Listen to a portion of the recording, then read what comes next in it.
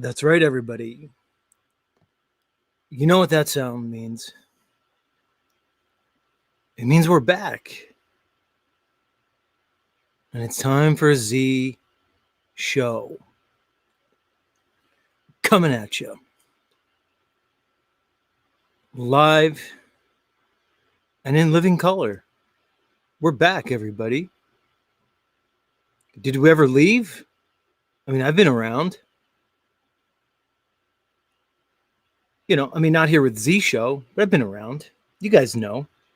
I get around. Like Brian Wilson, I get around. 5 people know that reference. Welcome, greetings. If it's your first time here, settle in. Or maybe I should more appropriately say, strap on up. It's usually a wild ride around here. I know it starts out calm, serene. We play the Willy Wonka pure imagination. We have to start it slow. But it usually just kicks into like some kind of high octane, weird amalgamation of characters and YouTube personalities and metaversal hijinks. But either way, welcome. I see many dignitaries here. Laureates even.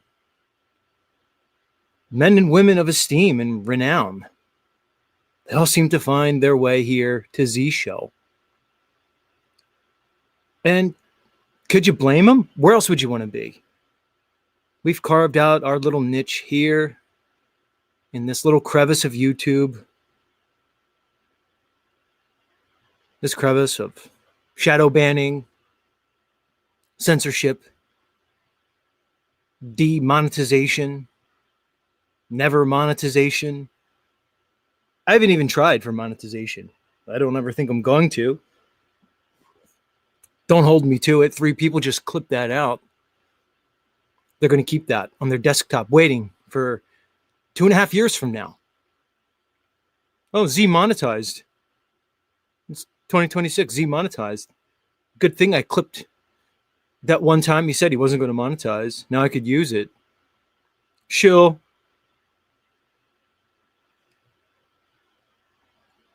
Yes, shills abound, everyone. You saw the title of today's stream. Shills on parade. Because there's been a parade of shills. The parade seems to be getting larger and larger. Or it might be shrinking. I don't know. Maybe I just wasn't aware of the amount of shills that were lurking around these YouTube streets. But we're finding them one by one. Because they show themselves. You give people enough rope, and God darn it, they seem to do the job for you. So yes, much like the title of today's stream says, we'll be discussing shills. And we'll be doing it with our friend, Mr. Nachiketa, from the Nachiketa Fire channel. You guys know Nach, of course. I'm sure there's maybe 1 or 2 people here. And if you're in that category, where have you been? Where have you been? Talk about a legendary character, legendary individual. He is one for sure. So if today's your first time meeting our good friend Nachiketa, well, you found yourself pretty much a good place. Sarah says shills are her favorite topic. Oh, strap in, Sarah. You're going to like this one today. We're going to get into it. A lot of people are going to like this one. I mean, certain people aren't going to like it, of course. You know, like if you're a shill, if the shill shoe fits, well, wear it. Right? Those who live in shill houses shouldn't throw shill stones. I mean, I can come up with more. I won't, but Sarah says, no big eggplant-sized penis talk. Well, Sarah, I don't know if you're being serious or if you're just bringing the topic up because you actually want me to talk about certain penises of certain individuals. The weird part is those individuals seem to talk about their penis a lot. So I don't know why it should be like a surprise if I talk about their penis, because they're so intent on talking about their penis. I imagine that the individuals who have the have said penis probably enjoy when they hear people discussing their penis. And a lot of you know the reference. Some of you are like, what is he talking about? I'm new here. Penises already? We're already talking about penises? Yes, we're talking about penises. We all have one. Well, 50% of the population has one, give or take. You know, there's exceptions. There's he, she's. There's they, thems. There's all kinds of things. It's a weird mixed up world. But let's just say, for argument's sake, that half the world has a penis. But unfortunately, half the world doesn't have nearly the penis of one Mr. Jaron Campanella. That's right. Apparently, Jaron has the penis of all penises. That's right. Apparently, Jaron's penis is so large that when he had to register his ticket for this plane down to Antarctica, and he found out there was a weight limit, he had to register his penis. They actually had to weigh Jaron's penis for him to go down to Antarctica on this plane. I shit you not, everybody. They weighed the man's dick. He had to consider it like a carry-on accessory. I know, it's weird.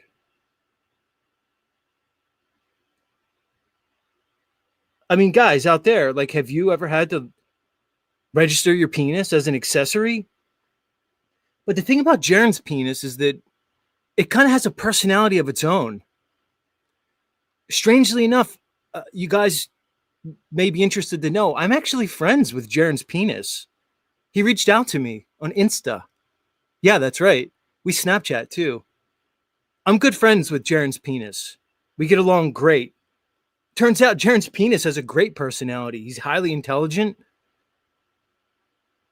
He's fun to hang out with. He's a great guy.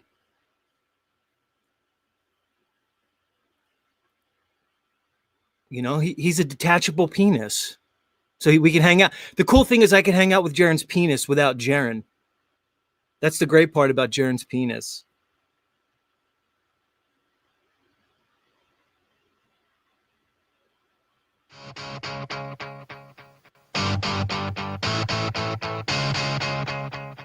Hold on, I think I can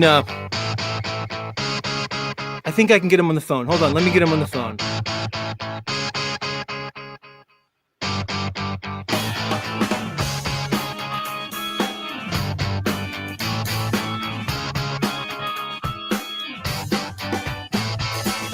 I woke up this morning with a bad hangover and my penis was missing again. This happens all the time. It's detachable. This comes in handy a lot of the time. I can leave it home. Oh, he's here. Jaron's penis, you're live. Yeah. No, it's cool. No, you don't be nervous. Yeah, I'm going to bring you live, okay? All right. Jaron's penis. Welcome to Z Show. Hey, everybody. It's me. I'm Jaron's penis. It's nice to meet you, Jaron's penis. You're actually, your reputation precedes you. You're quite known around these truth communities. So you're, I guess, semi-famous. How does it feel? Well, I don't know. I don't like being the center of attention like, you know, that idiot Jaron does.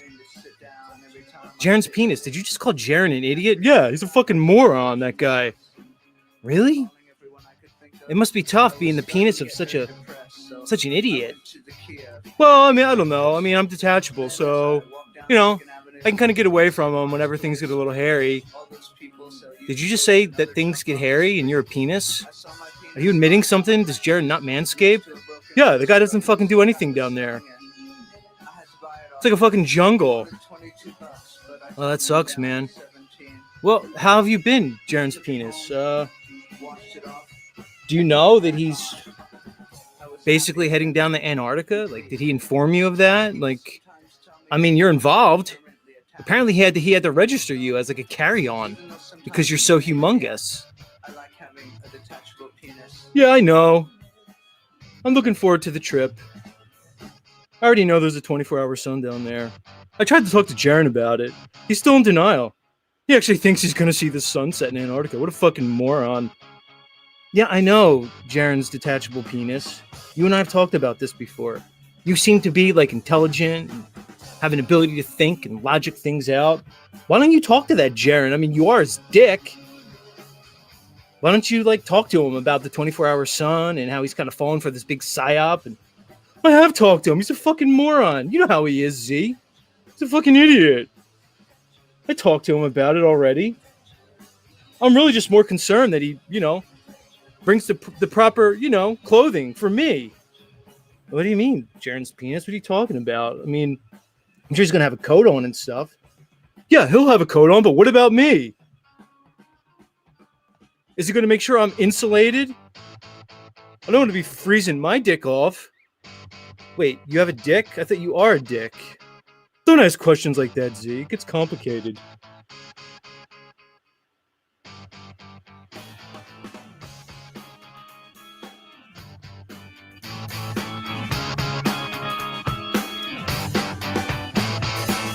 I woke up this morning with a bad hangover, and my penis was missing again. This happens. Well, anyway, much love to Jaren and his big monster penis as they prepare themselves for the journey of a lifetime. Journey of a lifetime. Word is Jaren's penis needed its own tent. He didn't want to like bunk with Jaren the whole time. He needed his own tent. So apparently Will Duffy was able to work that out with Jaren. Everything's fine now. Apparently Jaren's penis wasn't worried about that curfew they have down there. He's just fine. He's going to sleep through the 24-hour sun. He gets it. He knows it's like really no big deal. That's kind of just known about stuff. So for anybody worrying about Jaren's dick, we got to talk to him today. We found out he's just fine. He's going to do great. Everybody's going to be fine. I wonder if Jaren's penis is going to meet Lisbeth. She apparently is a really nice chick. I wonder if they'll get along. Lisbeth, if you're listening, Jaren's penis is like really cool. He doesn't have like a really, vomit, shitty personality like Jaren does. His penis is like a great guy. I think you guys will get along great. I could do this all day. I could do the whole show. I could do the show as Jaren's penis. Maybe Jaren's penis will be the next special guest we have on Z's show. I'm telling you, he's great. And he's like really smart. He's intelligent. He gets it. Like Jaren's penis, I'm telling you, I've had the conversation. He understands that, optical phenomena in the sky really can't overrule, like the physical world that we live in. And Jaren's penis understands that all water, when it's standing, lies level and horizontal, always. I don't know. He's talked to Jaren about it, but he can't get through to him. It's weird. It's weird. But alas, we're not here to talk about the final experiment, Jaren's penis, or anything like that. I have a guest today. I have one Mr. Nachiketa. He'll be here shortly. You guys know the routine. We have to do the intro. For anybody new, this is the intro. The show hasn't officially started yet. Get it? This is the warm-up. This is the part where I have to remind myself why I do this, why I put myself out here, expose myself to all of you, to this damn metaverse. It's weird. But no, we're going to talk to one Mr. Nachiketa today. I don't know, chat. I mean, who's been following along? If you know the current plight of Mr. Nachiketa, maybe put a one in the chat. If you've been keeping up on the Nachiketa story, put a one in the chat, just so I know who I'm talking to. Like, I don't need to go all the way back to the beginning. Like, yeah, Nachiketa is a guy. He was born on the mean streets of South Korea. He was orphaned. Many of us know his story. He found his way to these Americas at the age of 10 when he was introduced to fruit juice and McDonald's. Was adopted by a lovely family somewhere in, like, I don't know, Minnesota or one of those fucking weird northern places. Ended up back in Asia, wandered the land like Cain, made his way to Tibet and then to northern India, where he lived in basically a hut. I don't think he had running water. It seems like he had electricity. Came to America, now he's here. Okay, I'm seeing the ones in there. So you guys are following along. You guys got it. Yeah, so we're going to be talking to Nachiketa. Yeah, he's known around here. So if anybody's new and has any questions, just ask the chat. They'll tell you all about it. A lot of people know that when Nachiketa, he's only been back to America for maybe a month or two now, probably 2 months, give or take. And it seems like he's doing great, but it hasn't been the easiest of roads for our friend. He's had a bit of let's just call them challenges. I don't even want to call it a rough time, because our challenges make us who we are. They refine us. Because what else is this journey called life other than some weird crucible, a refinement, a trial by fire? So I'm not going to say that his journey's been the worst, but it certainly hasn't been without its bumps, challenges, roadblocks, hurdles, etc., etc. But he's here, and we're going to be talking to him today, which is great. Many of you know that that when Nachiketa came here, he spent some time with somebody that many of us know. One Rose. Some people know her as Rose 777. And Nach was basically living with Rose and her life partner, for lack of a better term, Jason. And as many of you know, that story maybe didn't have the most happy ending. There was complications, let's just say. And I kind of have a feeling we're going to get into that as we go through this. I wonder if I could talk to Rose. I wonder if I can get Rose on the phone to kind of contribute to the show. Are you around, Rose? Can I talk to you before I bring Nachiketa up? Can we do this? I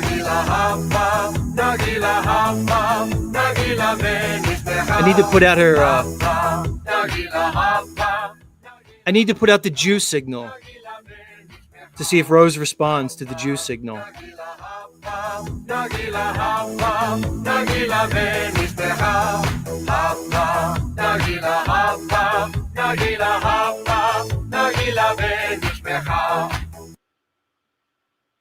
No, she's not responded. Maybe she'll come in later. Who knows? Rose, I put the juice signal out for you. Maybe you'll come talk to us. Who knows? I'm not sure. But I'm jumping the gun because we'll let Nachiketa tell his story when we bring him up. I don't want to get it wrong. We'll let him do it in his own words. It'll probably be more impactful. I'm thinking. I don't know. What do I know? Maybe he doesn't want to talk about it. I don't know, Nach. I don't know. Do you want to talk about this? I think he does. Especially because, guess what, everybody listening? Turns out Nachiketa got his channel struck. Turns out Nachiketa can't go live for like a week. Turns out a certain person got his channel struck. Yeah. Heidi says she could be sleeping. Yeah, Yeah, she could be sleeping. Apparently, she doesn't really sleep, though, from what I heard. Apparently, Rose doesn't sleep, but maybe she is sleeping. Maybe we caught her at the sleeping hour. I don't know. But yeah, where was I? Yeah, so it turns out Nachiketa can't stream on his own channel because a certain person, is using underhanded, slimy, downright dirty tactics to basically take away Nachiketa's ability to speak. But it should be no surprise because it turns out we know who Rose is associated with. We know Rose has friends in high places. And we know there's no higher places than, that's right, the head of what I've dubbed the Flat Earth Mafia. That's right. Rose is best friends with Karen B, the ringleader of what we all know as the Flat Earth Mafia.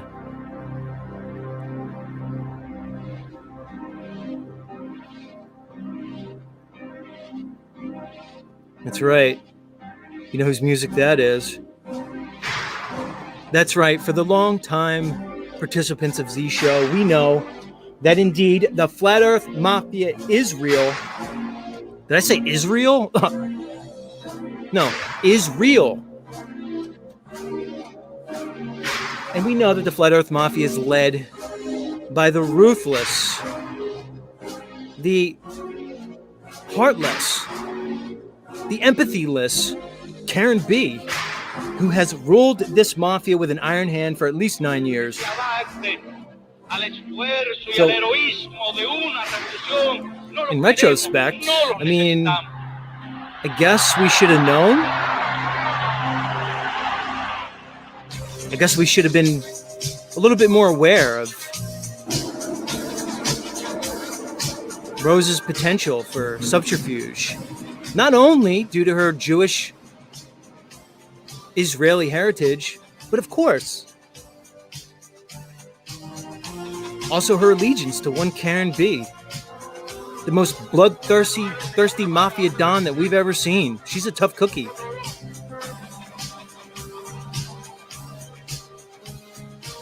But yes, everybody, the Flat Earth Mafia is in full effect. And they are currently spiraling right now. So, again, maybe we should have expected this. Because it turns out Nachiketa and myself have basically destroyed them from top to bottom. The Flat Earth Mafia has been destroyed, which, as many of you know, has been one of my goals, just one of my goals of many since I've started here. And now we are here to witness the final dissolution of the Flat Earth Mafia. No longer will they tyrannize the flat world. Indeed, Karen B, the flat world is no longer yours. There's a new Don in town, and that's Z and Nachiketa. Nach, I want to be Scarface. You could be the other guy. What was his name? His friend? He was cool too. He got to fuck Scarface's sister, who was super hot. Who apparently Scarface wanted to fuck, which was weird. What was his name? Somebody tell me. You could be that guy, Nach. Just let me be Scarface, please. I want to be the Don of the Flat Earth community now.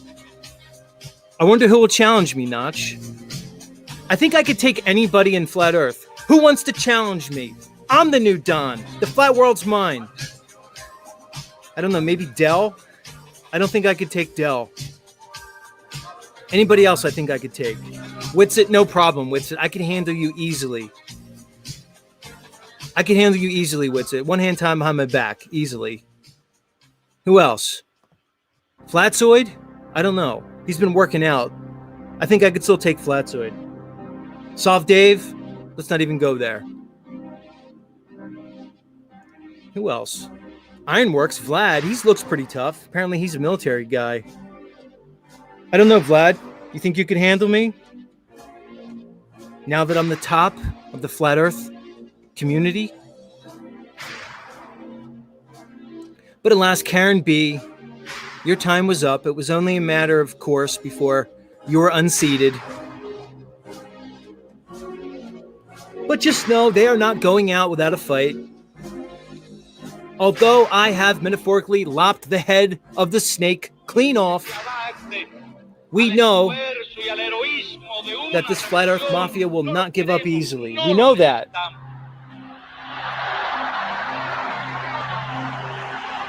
That's right, everybody. The flat world is indeed mine. You better get used to it. There's a new boss in town. It's me.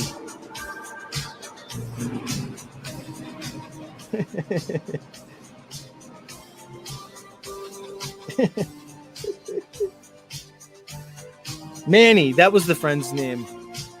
Notch, are you okay with being Manny? Or Manny was cool. Like I said, he got to fuck Tony's sister. Although Tony got to fuck a young Michelle Pfeiffer. I must say, Michelle Pfeiffer pulled off like the coked out 1980s like Miami look. She was perfect. Guys in the chat and ladies, feel free to chime in. Who would you rather have? The Michelle Pfeiffer from Scarface or the Michelle Pfeiffer from Grease 2? I'm gonna go with the Scarface version of Michelle Pfeiffer. I like the coked out version. I like chicks with problems, everybody, in case you don't know. Just look around at the ladies in my chat. It'll give you an idea of what I'm talking about. Daddy issues, severe childhood trauma. That's right up my alley.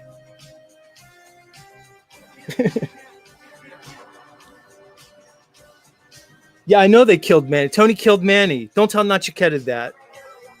He might get nervous. Tony did kill Manny, but he regretted it. He basically killed himself when he killed Manny. That was it for him. It all had to go down. It was very Shakespearean, very Greek tragedy. Scarface is a Greek tragedy. It's a cautionary tale. Just like Karen B and the Flat Earth Mafia, they're a cautionary tale.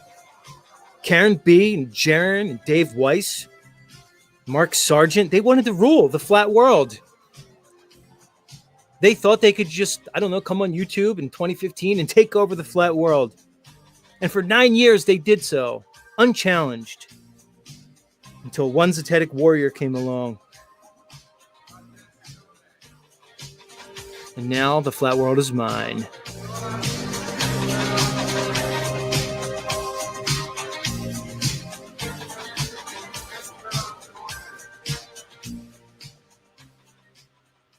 Yeah, but much love, everybody. We kid because we care. We kid because we care. That's it. And here in Z Show, we care about all of God's children. We're all special. We're all imbued with the essence of the Creator. Little snowflakes floating around in some weird shadow world between destiny and free will. Isn't that the eternal question of the ages? Who knows? What do I know? Just a guy on the internet. What do you think, guys? Is that enough ballyhoo? Enough tomfoolery? Is it time to get the show started? Like I said, I got Nachiketa on deck. I got him waiting back there. Who knows what he's doing? He's probably meditating. Again, for those of you new to Nachiketa, he's like a meditation guy. He's like one of these guys that like sits in a cave like by himself for days on end and he does like meditation. I'm not sure what kind of meditation. I used to know the word. I forgot. I don't think it's Tantra. Notch, do you do Tantra? Let us know in the chat if you're a Tantric guy. I think a couple ladies are interested. I'm looking at you, Heidi. Yeah, Notch, let the people know if you're into the Tantra thing or otherwise. But either way, he's like a meditation because he's probably just meditating right now. Lotus position. He's not worried that I'm just up here yammering on about nonsense. He's fine with it. I mean, he lived with Rose 777. Think about it. And Jason Lindgren. If he went through that, he could pretty much go through anything. Notch, what was tougher, living with those two insane people or living by yourself for like 5 years in northern India on a mountain? Let us know, Notch, either in the chat or when I bring you up. What was like the tougher situation? The extreme loneliness and isolation, or, you know, having to deal with it like an obnoxious Jew and Jason? I want to know. Like I said, maybe you could let us know.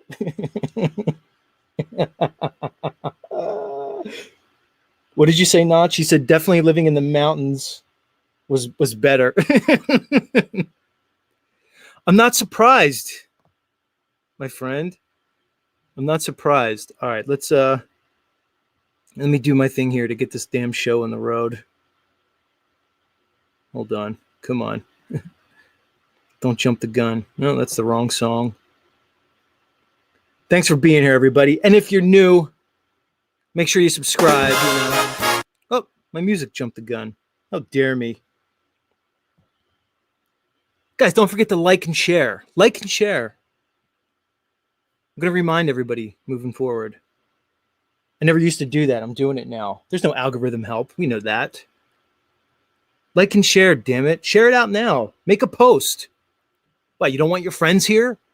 Is Z Show your dirty little secret? Because we talk about penises and insane people? We talk about more than that. Obviously. That's just the fun stuff. Give me a break, everybody. Stop it. Share. Sharing's caring. All right, let me start the show officially, and then we're going to get Nachiketa up here. Get going with this thing. Where's my camera? There I am. And there you all are. For anybody new here, there's a weird thing. When I turn my camera on, I have the ability to see you now. Isn't that strange? Isn't that a strange thing? It gives me the ability to peer into your life. So you don't have to change anything. Like Heidi, it's okay. You can keep the towel on or off. I'm the only one who could see you, not everybody else. It's just me.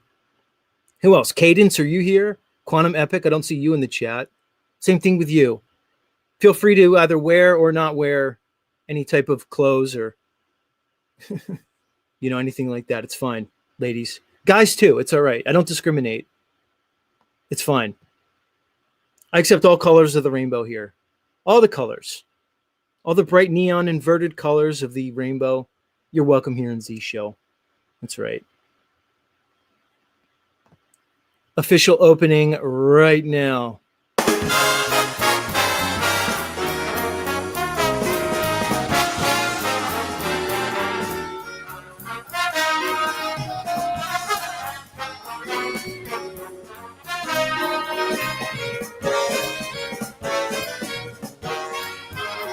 Good afternoon, everybody. Greetings and salutations. You found your way to Z Show. That's right, everybody. It is the end of the rainbow, the bottom of the rabbit hole. And as always, we are broadcasting live and in living color around the level horizontal topographical plane that we all call Earth. You know it, guys. As mentioned, we have a stupendous show in store for you today. We are welcoming our good friend, Mr. Nachiketa Fire, who is currently banned from YouTube for a week. There's been subterfuge on his channel. That's right, misdeeds. All kinds of bad faith actions all over the place. But we're going to get into it. We're going to talk about it with him, of course.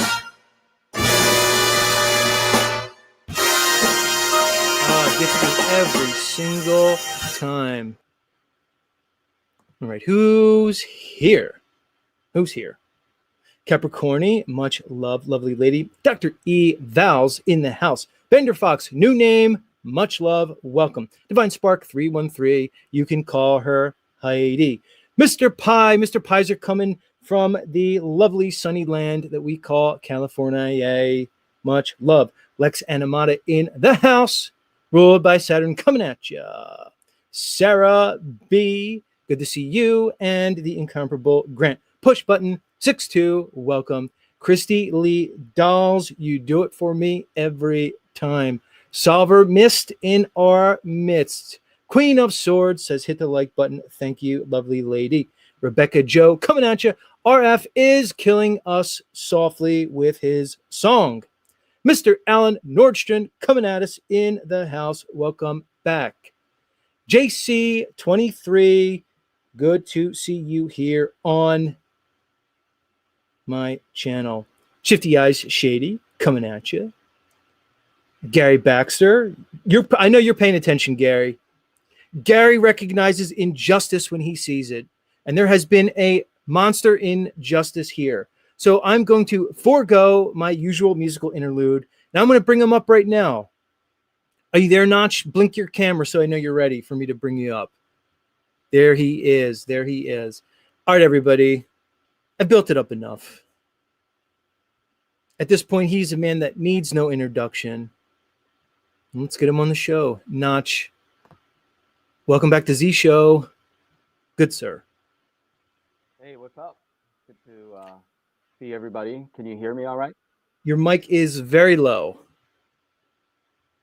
Okay, let me turn it up. Is that better? Or still low? Let me see what I could do on my end. I would say, guys, let us know, but I would say it's extremely low. okay, 1 second. Let me. All right, you're coming in better now. Yep. Okay. So, namaste, everybody. Good to see you all. Much love to supporters and haters alike.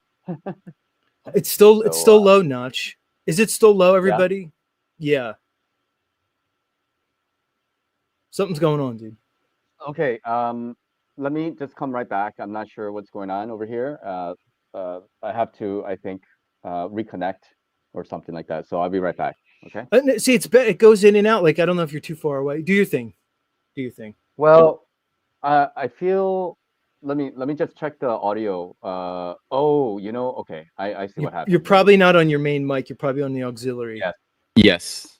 Oh, there we go. Coming at you. That's the voice we all know and love. It might be a little hot, so balance it out. Okay. Is it better now? Much. Testing 1, 2, 3. Much better. Yes. Let us know in the chat, but it sounds better to me. All right, great. So yeah, namaste everybody, and good to be here. Just to let everybody know, I cannot go live on my channel till I think next Thursday or something like this. So that's part of the reason why we are over here. And I actually was trying to go live last night, but I realized that I have a strike. So where do we even start with this whole story? It's so topsy-turvy and kind of messed up, to be honest. And I want to be forthcoming on one hand, but I also want to kind of be subtle about certain information because I think it's kind of really embarrassing for the people who are involved. And I just want to kind of keep that out of respect, really out of respect, to keep that under wraps. But the things that have been going on, I think I have to be kind of, I have to let people know what's going on with all that because it's very weird to say the least, and maybe even borderline like illegal.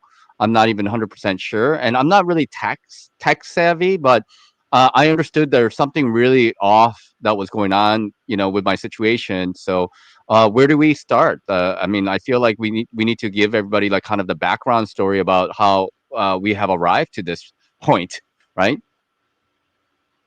It's all you, man. Look, whatever you're comfortable with. Okay. Much of the audience knows, the backstory, and I'm sure a certain percent do not. But here's the thing. Good for you, Notch. You play this however you want to play it, but we know that they're not playing fair. Okay. So there's a million ways to go with this. When I originally dubbed these people the Flat Earth Mafia, it was tongue in cheek, but there was a I don't know, like a reality to it that was not missed on me. Now we're finding that categorization of mafia type tactics appears to be very, very accurate regarding these people. Because from what I understand, based on current events, this is beyond just this metaversal world. There's real life chicanery and fuckery going on.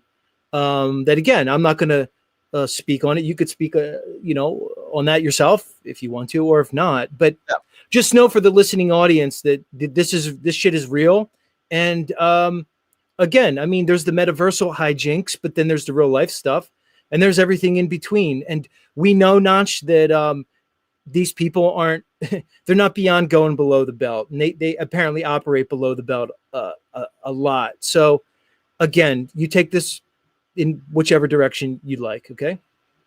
Yeah.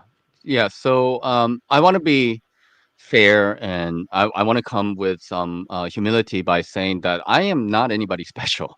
Like I don't even have $1,000 to my name, and I'm working, and most of you guys know that I'm staying with a lady who bought an old house, and she's trying to renovate it. So I'm like a quote unquote handyman for the place, and I'm putting in my hours to help out. So this is my situation for room and board, more or less, and I'm actually very happy with the situation. I am free to be who I am. Nobody is drilling my brain, so this is kind of where I'm at. But going back, to the time when I was living in the Himalayas, some of you guys may know. I mean, like I was just kind of living my life over there in the woods, in the mountains, and getting online here and there, and maybe somewhat being involved with Z and other channels. I was panel walking quite a bit back in the day, but I became friends with some people, right? Rose in particular, and I think maybe one of the issues that I'm starting to learn is that I tend to be very loyal to so-called friends, and maybe that put a blinder on me about about the kind of individuals that I've been dealing with. And look, I'm not anybody special. I don't consider myself anybody special, but like my story I would say that I had to come back to the States because I wasn't really working and being able to support myself over in the Himalayas. So I decided, okay, I'm gonna have to come back, and my family situation is a little bit sketchy, just because my parents are in a nursing home, and they're not able to allow, well, the whole C thing caused me to be separated from them because they're still afraid of that. So you guys know what I'm talking about, right? So I can't really be near them physically, though, too. But that doesn't mean that they don't want to be helpful to me. And I think I mentioned to everybody that they helped me to pay the visa, which I needed to pay, and the plane ticket to get here. Now, there are a couple places I guess I could have landed, but I thought where I landed was a reasonable decision, because the person, these people whom I was involved with, they're part of the truth movement. We know who they are, and I never thought anything of the situation. But then once I start to live there, I noticed that you know how do I say this? Like it was a bit of a hoarding type of situation where I never really had experience before. It was a little bit unkempt, and I'm not going to get into too many details about it. And you guys can take my word, but basically it was a little bit lot of cleaning and organizing needed to be done there. So that's how I contributed. Go ahead, Z, if you have anything that you want to just step in with. Okay. All right. So I'm going to continue with the story, and I kind of noticed from my perspective that there was a little bit of kind of a emotional and psychological manipulation that was kind of happening, with me, and kind of like guilt trips, and like I'm not good enough type of thing. I'm kind of like just they're helping me out. So like, look, I told everybody, like, I'm grateful that I had a landing place, and I'm grateful I was given a room. I was grateful I was given food, and the deal was that I was going to help them, with cleaning and organizing, which I did as to the best of my abilities. And like they were talking about a trailer that they used to live in, and I was supposed to go there and help out with whatever, but that never happened. I gave them a lot of time to take me there to at least go through some stuff, but that never happened. So I don't really put that on my um my responsibility. And later on, I was pressed to find a job right away, and get my driver's license and all this kind of stuff. So in order to get your driver's license, you need an address. And I was trying to figure out, but it was a long process of getting your a new bank account and address, and it wasn't, and plus I have to start all over by passing the test and actually passing the driver's test and all this kind of stuff. So that wasn't really realistic within a short period of time. On top of that, when I was being pressed to find a job, I was looking for jobs at Walmart, Costco. I applied for Olive Garden, and they said that they would drive me there. Olive Garden is probably about a half an hour away drive.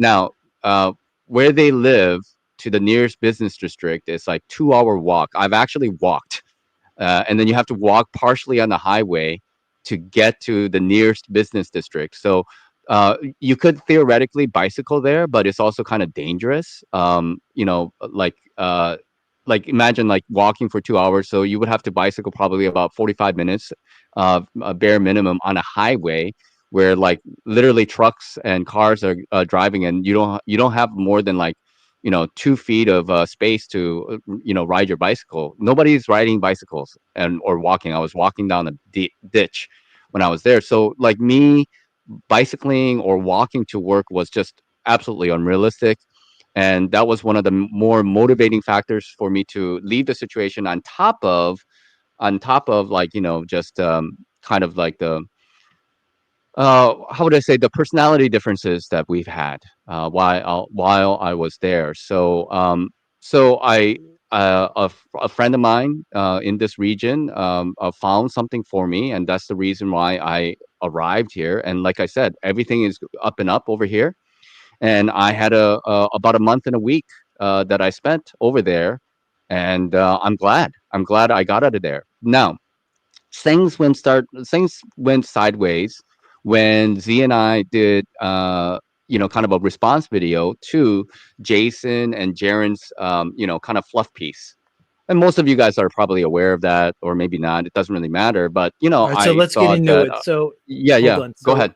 Yeah. right, so the piece you're referring to, for people who aren't aware, Jaren went on Jason Lindgren's channel, Secrets of Saturn, where Jason interviewed Jaren regarding this final experiment, the so-called final experiment, this trip, and basically, alluded to a lot of the things that we've been presenting. Okay. And so basically, this is when Jason entered the conversation. All right. Jason chose to enter this conversation by interviewing Jaren.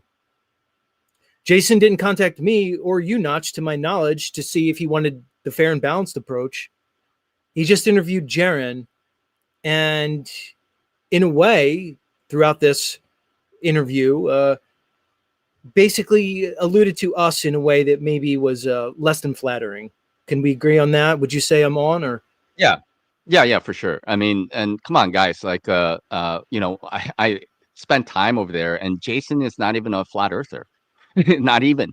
I mean, he has all the talking points of a globe earther, and he talks about scaling and refraction as if like we're too dumb to understand that the globe Earth model, and he cannot even steel man the flat Earth talking points at all. So there's something really weird going on, because like Jason has been invited to Flattoberfest God knows how many times, and like most of the people don't even know that Jason is not even a flat earther.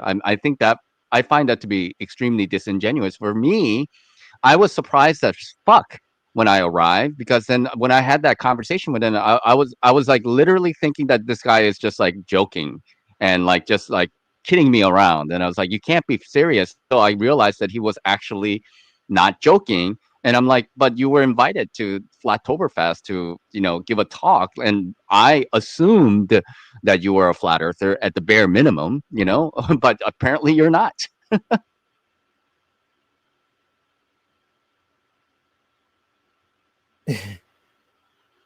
You there, Notch? Yeah, yeah, yeah, yeah. Gotcha. So, yeah, yeah, yeah. Well, So, like I said, I yeah. mean, Go ahead. look, dude. I don't know if that's it. That might be news to people here. I mean, kind of weird that Jaren. So what you're basically saying is, and I knew this, is that Jason kind of like was attending all these flat Earth events. He's being kind of supported by the flat Earth community, We know that he's the co-host of the Crow 777 radio show. Croach seems like a flat earther to me, man. He doesn't use that term, but he obviously is. But now we find out after all these years that Jason was an undercover Globie the whole time. This is ancillary to the topic, but I think it's, I don't know, at least interesting, Notch. Go ahead, continue, please. Yeah, so let me continue my story. And like I don't really care if people are or not flat earthers. I mean, my family members are not flat earthers. I still love them, whatever. It's just that when people and maybe they never made an official statement that they are or they're not, and that's like the way in which they can kind of like, hide behind the curtain of that perception that Right, Notch. But here's because the I thing, assumed. though. Yeah. Here's the thing, though. I have a suspicion that, like, the people like Karen B and I don't know, maybe so the people who are associated with these flat Earth conferences, I have a suspicion that they knew all along that he was not on the the FE side.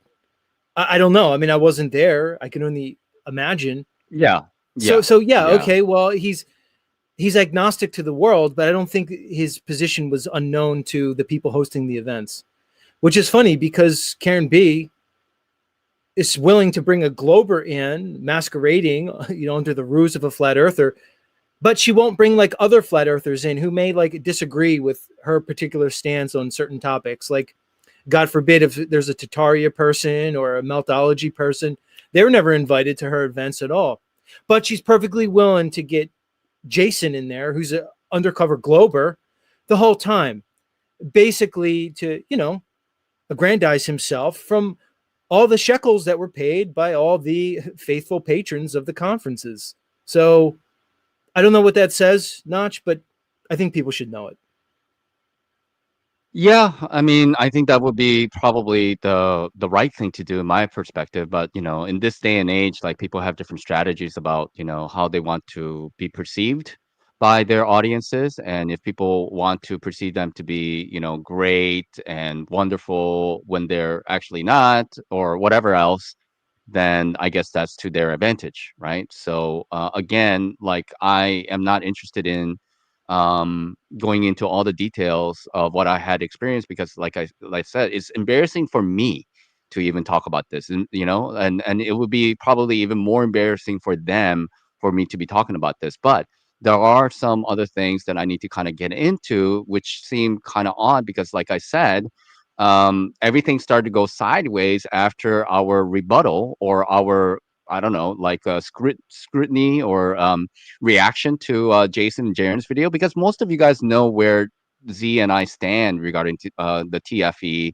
and Jaren and anybody who's really involved and trying to prop that up as something legitimate at all. That whole thing is completely whack. We know that. So not to get into the whole TFE thing, but we there's nothing wrong in my mind about talking about the thing that's already presented to the general audience, not going into personal details, which I didn't. Right. So, okay, go ahead. Well, Notch, I mean, again, share as little or as much as you want here. But just know Yeah. for the audience that this is beyond just mere internet stuff, okay? This goes pretty deep. And the actions of these people, I think Notch need to be called out.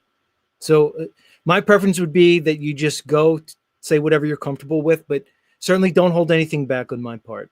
This needs to be All called right. out, Notch. We're speaking the truth, okay? So if we're speaking truthful things, that's all that matters. Yeah. So, like I gave access to my channel when I was like in the transitional period to Z and Rose. I think most everybody is aware of that. And so the way Right, but I Notch, gave, just let's be yeah, let's just be, make sure we're clear and everything. We had different levels of access.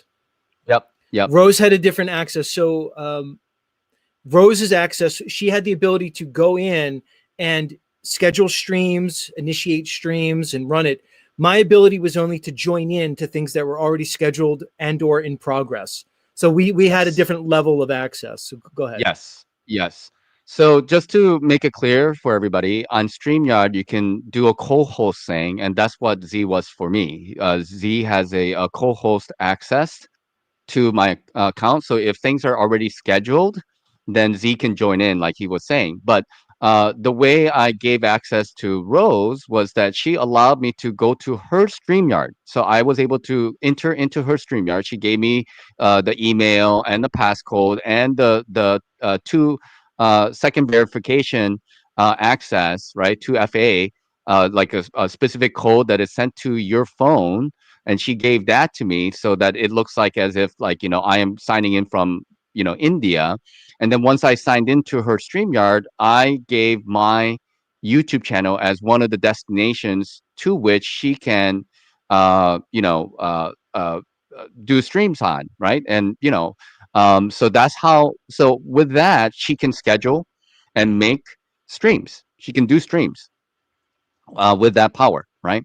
So what happened was that after our stream, responding to Jaren and Jason, like I was talking to a friend of mine, and then I was getting messages on Telegram and on Discord and on Messenger, and people are like, "Hey, are you okay? What's wrong? It's what's going on with your channel?" And it was like maybe 11:30 at night when this was happening, when I was on the phone, and I went over to my channel and I see that Rose is on my channel, and she is pointing a gun with a camera and talking about the sea, right? All the, and then she was talking about the other kind of like stuff that is like kind of going against the terms of services. I'm not going to mention these kind of things because I'm like really, I'm going to be really careful about any words that I'm going to use to get a channel struck my own, because I already got a strike. So eventually, after about 15 minutes, that stream was taken down by YouTube. But like 30, 40 people already was an eyewitness to that. And I was surprised. And so I called her on the phone, and then I got a response from her saying something like, somebody, told her that I was making fun of Jason's hair. This is what she said, that I was making fun of Jason's hair, and I became very arrogant. And then after Jason picked me up from the airport, and then after I was allowed to stay with them, and my ego is out of control. And she said, quote unquote, I purposefully tried to get your channel struck down, and then hangs up on me. I'm like, whoa, what the hell was that? you know. So that was and I was just like, wow, this is really, really nuts, because like, I gave her trust, and I wanted to just get out of the situation. I never spoke about like, anything in detail publicly, about what's going on over there. But like, obviously I felt uncomfortable, and people like accusing me of like couch surfing and attacking the people. Like, this was like the only place that I'd land on. I had no place to Gosh. land. Well, I have other places. Go ahead. So, just so we know, put a one in the chat if you were there to witness the event Notch just referenced, where Rose basically hijacked his channel for sabotage. If you were there, please put a one in the chat, just so we can, so people can confirm this. Go ahead, Notch. Continue as people. I'm already seeing the ones come in, so go ahead, please Yeah. continue. Yeah. So like, I just thought that that was really, really, really messed up. That what she was doing, and then the next day, right? The next day, I check my email, and I get three emails from YouTube saying that three of my videos got what's called they're called privacy complaints. So there were also attempts to take those videos down based on the privacy complaints. Okay, three of them. And all of them were involving Rose's participation in that in those videos. And then something really strange happened, because the lady that I'm with and the house that I'm here with, she wants to rent out a room. The room that I was staying at is an Airbnb room. And the next day, she got a notification saying that somebody is going to rent out that room. And I'm happy for her, because that's extra money coming in for her. And that's the reason why I moved into the attic space, the upstairs space. And the gentleman who came here, usually like people who come here, they have things to do, or maybe a little sightseeing here and there. There's like the Tabasco factory not too far away, from where I'm at. So I mean, like, people have things to do, but the guy, came. He said that he came from northern Louisiana. That's his statement, and he was saying that, well, I smoke, and I'm gonna have some friends visit and stuff like this, and he presented himself as a sheriff's deputy. He presented himself as a sheriff's deputy to the lady, which so all of his stories about like him being here, and he said that he smoked, but he never smoked, and he just walked around the house and staked the place out a little bit. It was all really, really weird. Okay, and I'm not sure if I can share my screen or not, but if I can, real quickly, Yeah, go um, ahead. yeah, let me just show you guys what I'm talking about. So this is public information. This is lincolnparishjournal.com, 24, like 2024 recent. So this gentleman here, he claimed to be this gentleman over here. Okay. And I'm not sure if I am allowed to say names or not, but that is his name. That's what he says that he is. But the issue is, you take a good look at that guy, and let's take a good look at who he what he used for his profile photo. This is the same guy where he stayed. Okay, and this is the place. This is the, what do you call it? The comment that he left. But this guy here has blue eyes, and the other guy has brown eyes, and they don't look at all the same. Okay, and things were just Hey, really Notch. weird. Well, good news. He left Yeah. a nice review, so we can take the positive out of there. Right. Yeah. Yeah. Yeah. Well, four out of All right, four so out of five is pretty good, I suppose. 4 out of 5 ain't bad. Notch. Yeah. So what you're saying here, what Yeah. you're alluding to, again, do we have proof who initiated this? Of course not.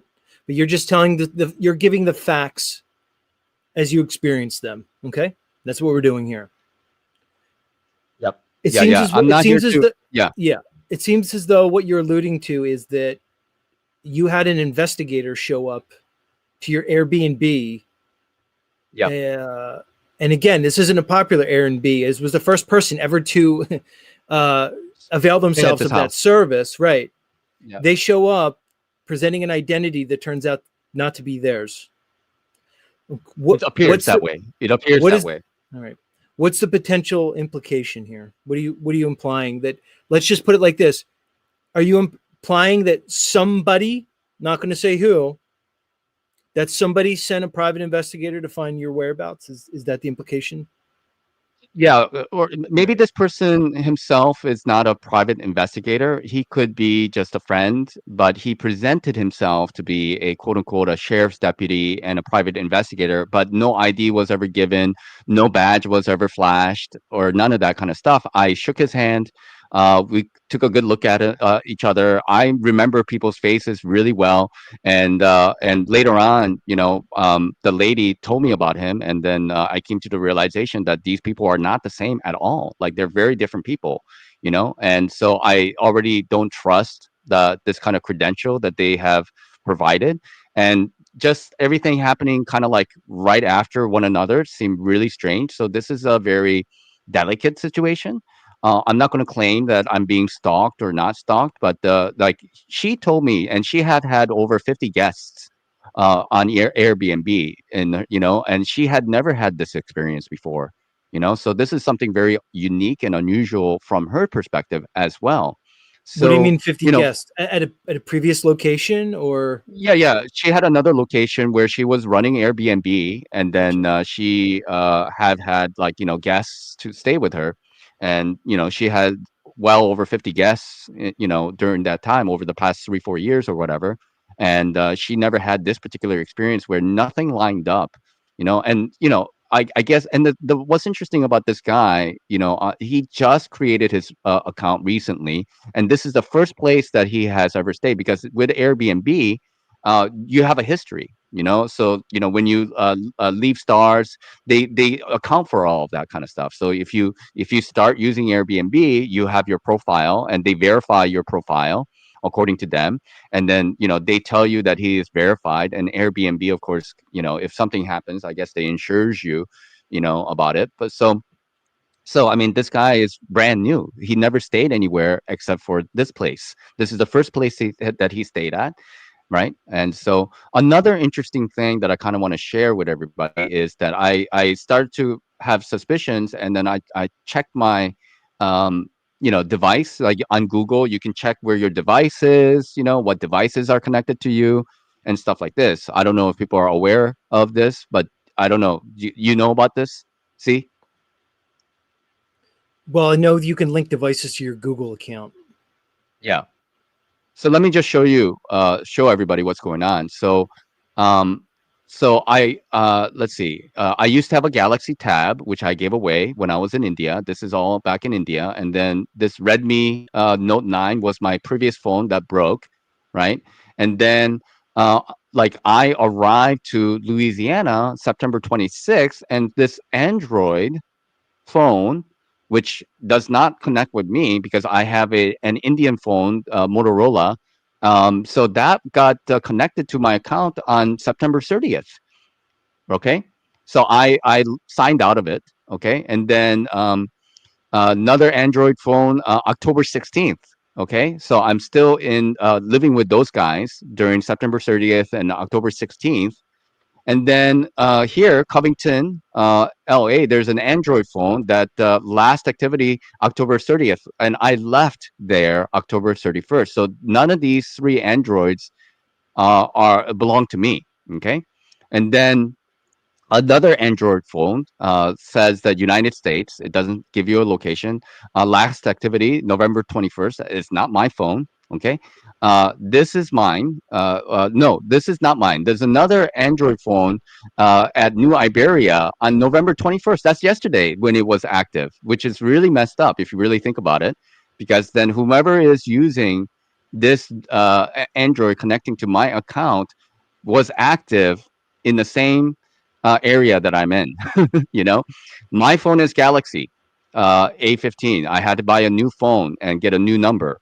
Okay, and then my previous phone is Motorola Moto 64, which is connected to me right now. Okay, and then I have my computer account. Okay. And then when I check my devices, let me just share one more thing with everybody that I noticed that again, like this is my phone, Motorola is my phone, but OnePlus PHB 110 is a phone that was connected to my Google account, which is not my phone. Okay, so and I've been trying to factory reset it or secure that device, but it hasn't since for about a week. It hasn't been connecting to the internet. So whomever that was using, and I'm not accusing any one individual, but whomever was using this phone to connect to my Google account has since been disconnected from the internet. So that's kind of what's going on over on my end. So this is kind of messed up. I think this is kind of like borderline hacking slash stalking type of situation, if you ask me. All right, Notch. So let's get into it. Firstly, bring us into your like emotions, your mindset, okay, your mentality right now. All the above, none of the above if you don't want. I'd imagine you probably have some degree of mixed emotions, given that these people were, considered friends in your book. Um, Based off what I know of this story, it doesn't seem as though you did anything inappropriate, disrespectful, or anyways untoward towards these individuals, except simply move on with your life. Certainly nothing to deserve this kind of treatment. I mean, stalking, gang stalking, digital harassment, real life harassment, um, attempts to silence your voice. I mean, come on, man. Trying to bring your channel down. You're currently on a strike because of this person. Oh yeah, How, yeah. I have what is to your, talk about that. what's the deal, man? Like what's going on? Yeah, so let me talk about that strike real quick. So, as you guys know, I interviewed Rose some months ago, and she sent me to use as my thumbnail her Rose 777 logo. And I didn't really think twice of it because I was with her. I was, her friend, and that live has been up for months and months and months. And I got an email from YouTube, and then when a YouTube gives you a copyright strike, they tell you who is giving you that copyright strike. So it's definitely coming from her Gmail, Rose 777 5.0 at gmail.com, right? And then she says that this is my logo. I don't want this person to use my logo, and then YouTube took it down. YouTube took down that live because I used Rose's thumbnail, like a logo on my thumbnail, which she sent to me to use for that thumbnail. And that Wow. interview has been up for months and months, like 3 months, Right. or 2 months or whatever, however long that's been up.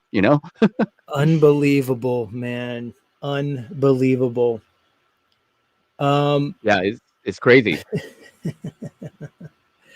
yeah, you people are so interesting. Um, Notch, you and I have been pretty aware since our beginnings here on YouTube. We've been pretty aware of like these people. I've kept my distance from most of these people that hang around in this group, this Flat Earth Mafia. Um, but I gave a special position to Rose in a way, for whatever reason. In a sense, I was always a little trepidatious because I know that she maintains these associations with so many people, whether it's Karen B, Jaron, Dave Weiss, et cetera, et cetera. But I allowed Rose, considered her even a friend for a while. And people said, well, Z, what did she do to you? Well, it's not about what she did to me or didn't do to me. It's about if she could do this to Nachiketa, then how could I ever trust Rose to be around me into my orbit, so to speak? All trust is gone at this point. So it really doesn't matter what anything's done to me. But I don't know, Notch. In retrospect, it makes me glad. I never really entertained these people much. I kind of knew what they were about from the beginning. I sniffed them out. As many of my longtime listeners know, one by one, these people came to my channel, and one by one, they showed themselves. Whether it was like, Mr. Awesome Austin of Melodome, or Andrew B, or Andrew CIA, whatever his name is, and Solve Dave, Jaron. One by one, these people presented themselves to my channel and then were summarily dismissed by me due to their behavior. So, but Rose was different because Rose, let's be frank, one, she's a woman, and two, her obvious, let's say, frailties and disabilities kind of make her like the perfect person to kind of infiltrate and plan herself into one's friendship group, and then what, exact some type of leverage based off the position that she's gained. So it's funny, there's a lot of people that warned me about Rose, like a lot of people, Notch, and I'd imagine it was the same on your end, and I kind of just ignored it, and I just kind of went along. And turns out in retrospect, maybe I should have listened to those people. Yeah. I mean, like I said, look, like one of my weaknesses that I tend to be loyal, and I like to be loyal to my friends, and to a fault, obviously. And, in a big picture way, I'm not here to say that, oh, like this and this and these people are, horrible. I'm better than them. I'm not, like, so I'm just giving you guys my experience and why I felt the way I did. And, freedom of thought, freedom of being. These are important things for me. And even when I was there, I've said like, look, I don't want to take this kind of verbal, psychological, emotional abuse. I rather pack up and live out in the streets. And they kind of backed up, because I said that and I meant it. Like I lived out in the streets before when I was young, and maybe that helped me to just be like a little bit more ardent about like my stance, and then I know what my values are, and I think it's important for people to express themselves freely without having anybody lean on you, because there's was then my message becomes like impure. Then I have all these other motivations of other people involved. I have to be who I am, and I have to express what I am about. And that's very important part of this journey that we have undertaken. And people can say, oh yeah, you're like a dog that's biting the hand of the people who fed you. um the truth of the matter is that that's maybe, like, for me, like, I never wanted to rely on anybody, because I never wanted people to have any kind of leverage over me. That's always been my life. I Out of trust, I go there, right, and I feel like I've done my share of the work, that was expected of me. There was no kind of contract or anything written out. It was just, shaking of hands, and I try to be a man of my word. And if you guys know me to be that, that's great. And if not, then I guess you should stay away from me. But I like to think myself as a man of my word, and I like to work for what I keep. I don't have much. I tell everybody again, like, me being here, it's been a great thing, because I'm helping this lady to make this place much better. She's grateful that I'm here, right? And I'm grateful that I'm here as well. It's not forever, but it's certainly better. And everything is very clear in terms of work, in terms of relationship, in terms of like what is expected from one another here, because I'm here for work capacity. I'm not just here to mooch off of anybody. I have no interest to mooch off of anybody. I want to, you know, uh, uh, put in my time and put in my hours to, compensate for what I get. I think that's just fair for anybody. But like this particular experience, and the kind of the underhanded way in which that people have been conducting themselves, has really revealed to me who they really are in their true nature. The masks have slipped. Well, look, Notch, I'm sure many of us understand that you conducted yourself in an appropriate way and in a respectful way. I mean, you were invited into their home as a friend, okay? And you, from all the information I have, and I have no reason to believe otherwise, you conducted yourself in a proper fashion, man, with respect and integrity and dignity. And it appears as though you were met with the complete opposite, which again embodies the idea of people who are personality disordered, sociopathic, and narcissistic, is they elevate themselves and minimize you. And that's exactly what happened. So the idea is basically, how dare you, Nachiketa? We invited you into our home and you treated us like this, you peon. We took you off, the streets. You're basically homeless, but you weren't. You had a home. It was in northern India, but it was a home. You lived there. You chose to come here because you were offered something by a friend. You obviously, pulled your weight in so many ways, and you were met with a certain type of attitude, a controlling attitude. Again, evidencing the sociopathic and narcissistic qualities that people have warned me about since the beginning. Notch, the first time I ever talked to Jason, it was very strange because I was on the phone with Rose and we were having a conversation, and Jason walked into the room. And when he heard it was me, he just started screaming like a lunatic because he heard that I had James from Grounded Extract on my show. I've never had a personal communication with James. He's been on my show like many people. So my first introduction to Jason was completely toxic and dysfunctional, where he started screaming at me like a lunatic because I dared to associate with James from Grounded Extract. That was my introduction to Jason. So I knew how he was from the beginning, man. He just tipped the red flag in the beginning. And his obviously narcissistic aggrandizement of himself, basically yelling at me that don't I know who he is because he's the co-host of Crow 777, and don't I know how many lives that they saved, and who am I? Completely doesn't even know my background. So we're talking about disordered people in multiple ways. So maybe this was a long time coming, Nachiketa. They say everything happens for a reason, whatever. But Yep. we can't overlook the concerning aspect of this, that these people, when they're faced with somebody who disagrees with them on a topic in a public forum go to such low down, dirty, rotten lengths in real life to silence people in multiple ways.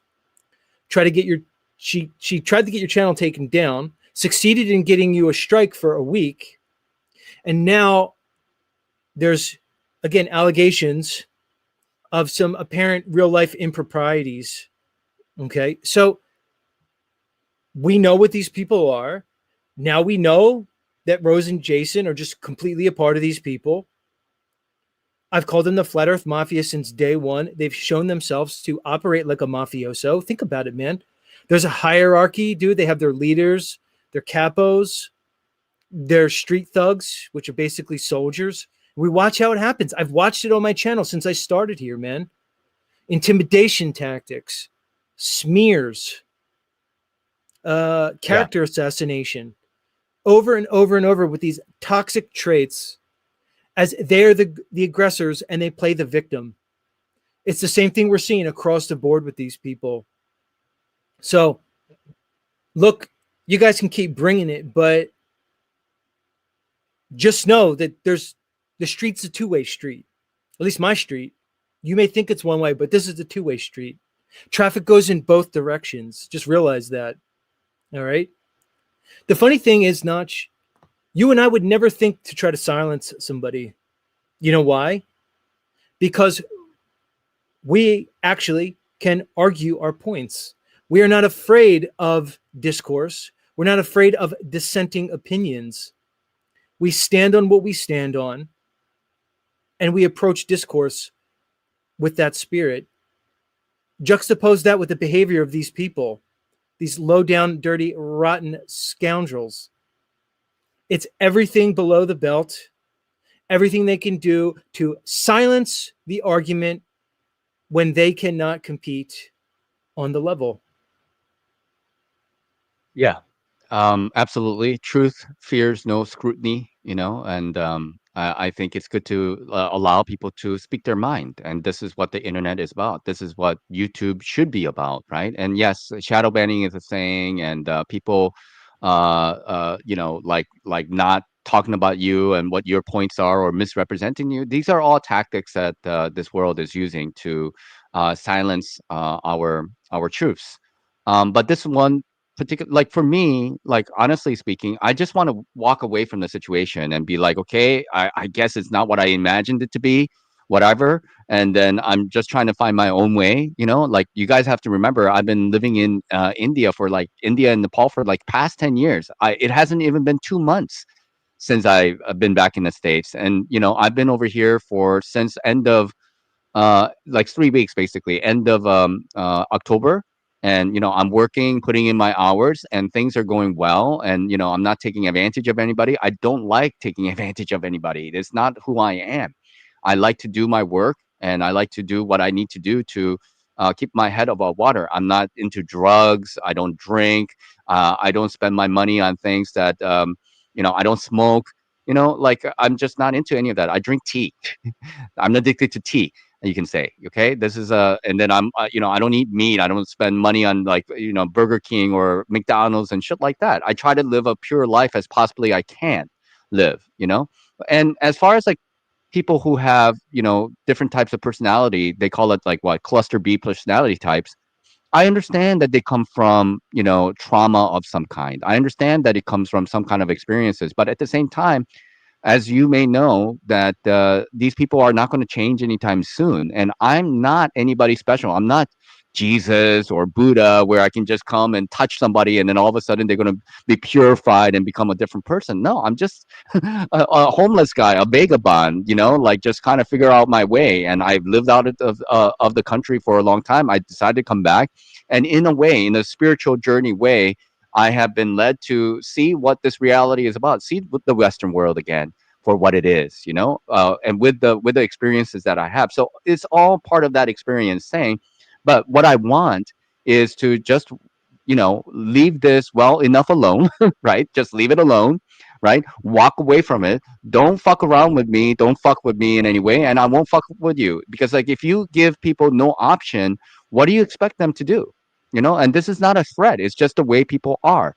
And I wanted to keep things like under wraps, and maybe, a few of my friends are, more or less aware of what's going on and why I made the decisions that I have.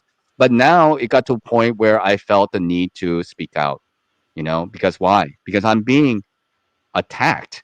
Like physically, I'm being attacked. I'm being harassed, and people don't really understand like that, like that is harassment and like stalking as far as I'm concerned from my personal perspective. I don't know how else you would characterize that.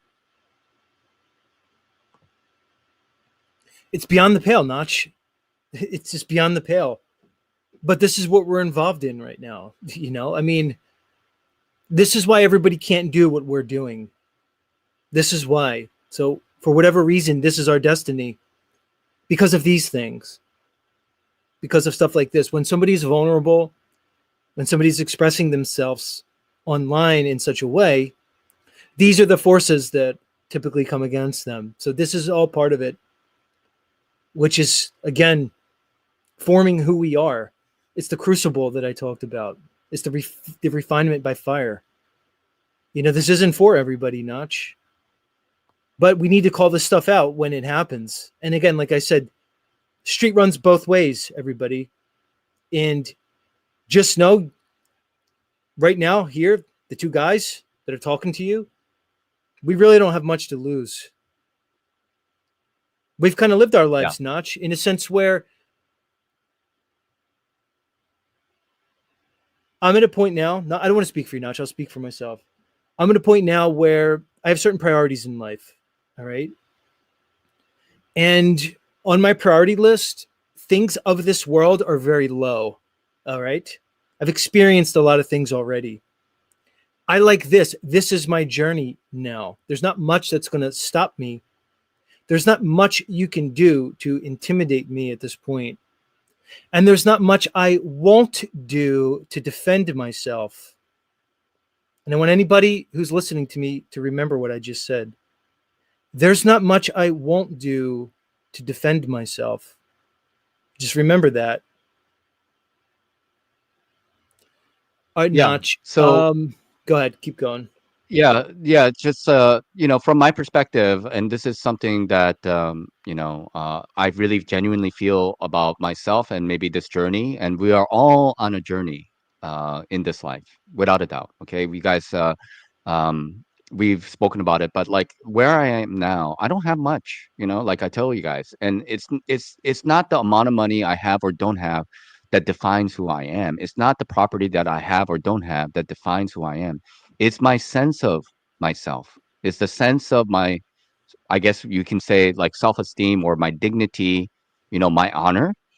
That is of the most importance to me. And maintaining that and keeping that sacred to myself and doing everything that I need to do within the conscience of my being to maintain that course, because that course is on a razor blade, is very narrow indeed, and I'm not here to define for you what you should or should not do.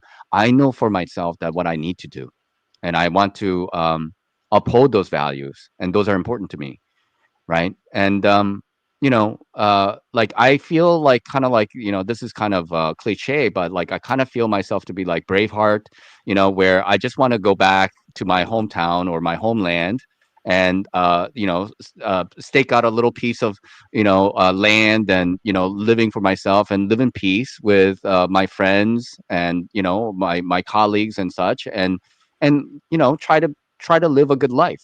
But if a war is waged against me, I have, what options do I have? I can run and I can hide, or I can put all my resources and my power of thought and my being into trying to win that war. Yes, there is a war that is waged against every single one of us. We understand that there's a like different layers, different stratas that we are like rubbing shoulders with, and this becomes a very real thing. But at this level, it is getting to the point where laws are involved, big organizations are involved, and people are being involved and interjecting themselves into other people's lives in a way that is detrimental to a person's life. So I think that's important to understand, and that my intention is to be at peace. But if war is waged against me, I'm going to be ready to put all my being into that though too. So just be aware what people may or may not be capable of. All right, Notch. I know you are limited on time somewhat. I'm going to be continuing the show once we say goodbye to Nachiketa. Bye for now. Um, so I know you're a little bit in a time crunch, so I want to be respectful of that. Is there anything else you wanted to get on the record, man, or anything else you wanted to express?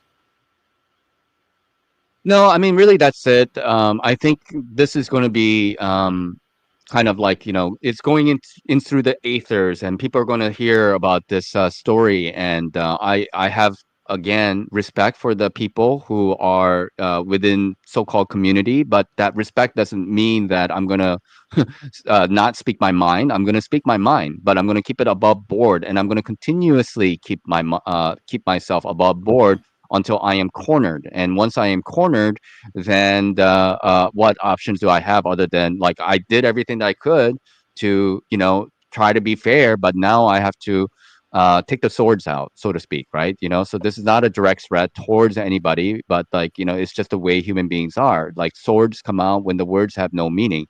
I'm speaking out publicly and say, hey, look, let's try to be cordial with each other. I have some amount of respect for the people who have helped me, or claim to have helped me and such, and I understand that they have their side and their version of the story. So I implore people, always look at every side of the story. And one more thing I do want to say is that I do want to kind of put an apology out for maybe James at the very minimum, because, like, because of my loyalty and because of my belief with a certain group of people, that I automatically thought that he was coming from a wrong place, and I was given and really stories that may or may not be true. When I look back at it retrospectively, I come to the realization, actually, there's a lot of spin that was being put out there to make it look like he is a very, like, a bad individual, a bad father, and et cetera, et cetera. And I never got a chance to hear his side of the story.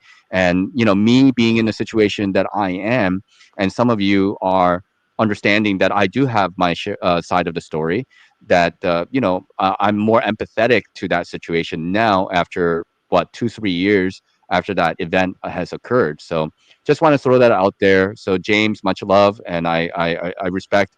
I understand what you're going through, and now I wholeheartedly understand what that is. So I appreciate this time, Z, for you letting me speak on your channel, My Truth, because I can't on my channel for a week, and I don't want to look. And one more thing I do want to say: I care about my friends. I care about my family, and that's part of the reason why I am keeping a little bit of an arm's distance from some people, because I don't want them to get any kind of retribution by being associated with me as well, out of love, out of consideration. And people tend to have more things to lose than that I may kind of distance myself, because once you get involved, like, a little bit deeply with my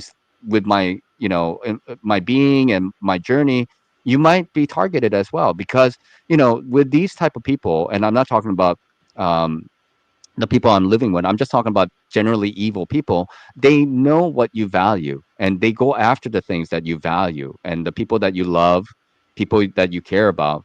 And that's the way in which they want to hurt you, because they can't really hurt you in any way. Like I said, you can burn my channel down, you know you can do whatever. Like, you have to literally come and do what you need to do, like, physically to me, to shut me up, because you will not, nobody can prevent me from speaking my truth. Nobody will. Only God can prevent me. When my time is up, God will take me back to the home that I belong to, and that's it. Then I will not speak anymore. But until that time, no governments, no organizations, because I'd rather go to the wayside of history that way, rather than just, like, live a little bit longer and be like, oh gosh, let me have my toaster, and let me have my belted radios, and just let me wait for this day to come. I'm like, fuck that. Like, I've already lost everything that I ever had anyway, so whatever. So that's all I have to say. Thanks again, and thank you, everybody, for taking the time to listen to my story. And this is on record. Okay. Thanks, Notch. We'll talk to you soon, okay, bud? All right. Take care. And thanks again, Z, and thanks everybody. Take care. Bye for now. Nachiketa, everybody. Wow. Um, just wow. This journey has been quite an interesting one. I've been on YouTube. Like I said, the show's not over, guys. We're going to keep going. Notch just had to go. Matter of fact, I'm going to open the panel up. Links in the chat if you want to come up and chop it up with your pal Z. That's me. If you're new here, you see that letter there? I know it's just one letter, but it's also my name, Z. Not in real life. My parents didn't name me Z. They happened to name me the second most popular name in all the world. So just Z is better. I'm trying to become the most prominent Z, which isn't hard because my main contender is Zorro, as you all know. And as I've said here many times, Zorro is probably the lamest superhero that there is. Is he even a superhero? He's like slightly less lame than the Lone Ranger and the Three Musketeers. It's the Lone Ranger's the lowest, then the Three Musketeers, then Zorro, and then everybody else is like way above like that category. So it's not going to be hard for me to become the most prominent Z. But anyway, yeah, look, we'll talk about it more. What I'm going to do now, like I said, links in the chat. I'll drop it again. Come up and talk to me, preferably about this subject, but it could be about anything, really. It's been a while since I've been live here, so we might as well make the most of it. So let me drop the link again for people who might have missed it. And don't go anywhere, y'all. I'll be back after this brief musical interlude. We're going to play one of the crowd pleasers. This is an earworm. You're not going to be able to get this one out of your head. Sing along at home if you know the words. Otherwise, just enjoy. Let's hear it. As his plan for replacing cash, checks, and credit cards with new personalized 666 barcode system were implemented, peace and order began to be re-established. Now, in tonight's program, our great world leader unveils stage 2 of his plan for the perfect world. The amazing new 666 biochip implant, guaranteeing you physical health and spiritual well-being at the punch of a computer key, plus the guarantee of lifelong security within the new 666 world order. Watch out for 666. Watch out for 666. In a vision of the future, I saw in a vivid dream that the hour is soon coming when men will become machines. A new one world order will rise and then demand that all the world's people receive their scientific brand. I saw a tiny pre-programmed computer chip so thin, implanted in men's foreheads underneath their skin, linking all its bearers to the system's central brain. The master computer that over them will reign. Watch out for 666 and their computer chip that is designed to strip you on your self-control. Don't sell your soul.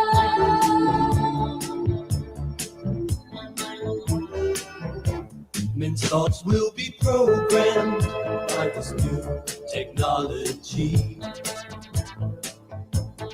Those who take the number, their slaves will always be. So hop into this morning, if it's life and love you choose, Then you you. Watch out for 666 and the computer chip. That is beside the strip. You are your self-control.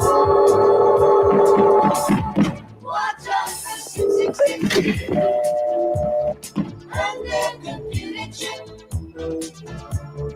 That is beside the strip. You are your self-control. Don't sell your soul. Don't sell your soul. Watch out for 666.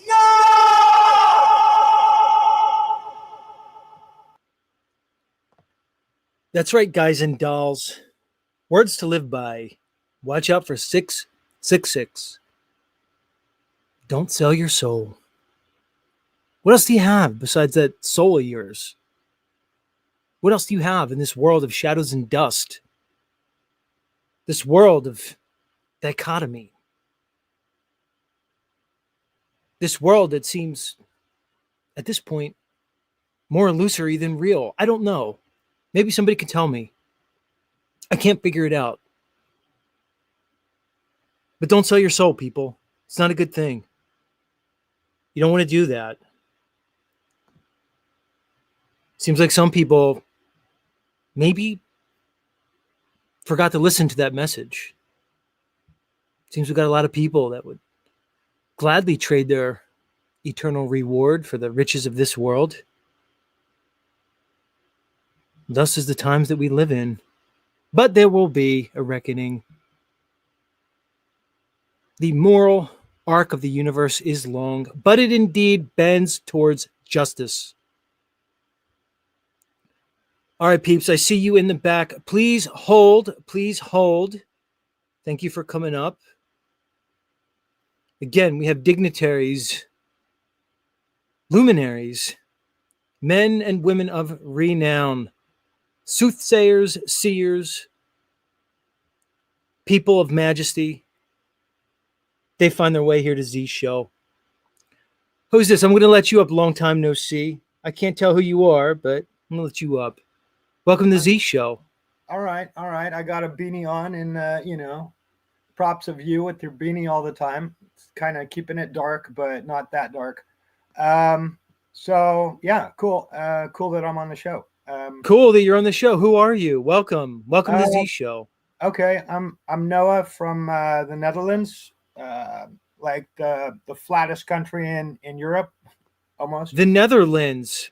So you're Dutch? Yeah, I'm part Dutch, part American. I was born in Orange, actually, Orange, California.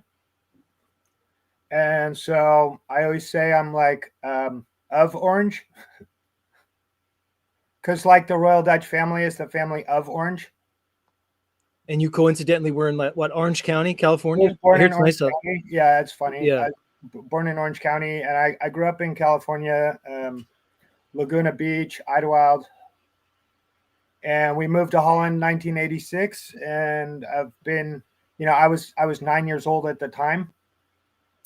So I kind of didn't have much say in the matter, but we had family in Switzerland. So my mom wanted us to meet all our family, and my grandpa. Wonderful. So we're getting your bio. What brings you here, man? Talk to me. How'd you find my channel? Well, I like your stuff, man. I've been following you for a while, and I like the way you're being honest about things. You're just saying it how it is, and I really appreciate that, because there's a lot of people that'll just lie to your face and tell you whatever you want to hear, and you're not like that. I do feel like sometimes you get carried away in calling people out and doing that stuff, but it doesn't really suit you. That's what I wanted to tell you. Actually, I was like, you're kind of like me. You tell the truth and you want people to know the truth, but you don't, it doesn't really suit you to like get all, talking about Jaren and all that stuff. I mean, hold on. So you come up on my show and then you go through that like bio and I let you do it, whatever.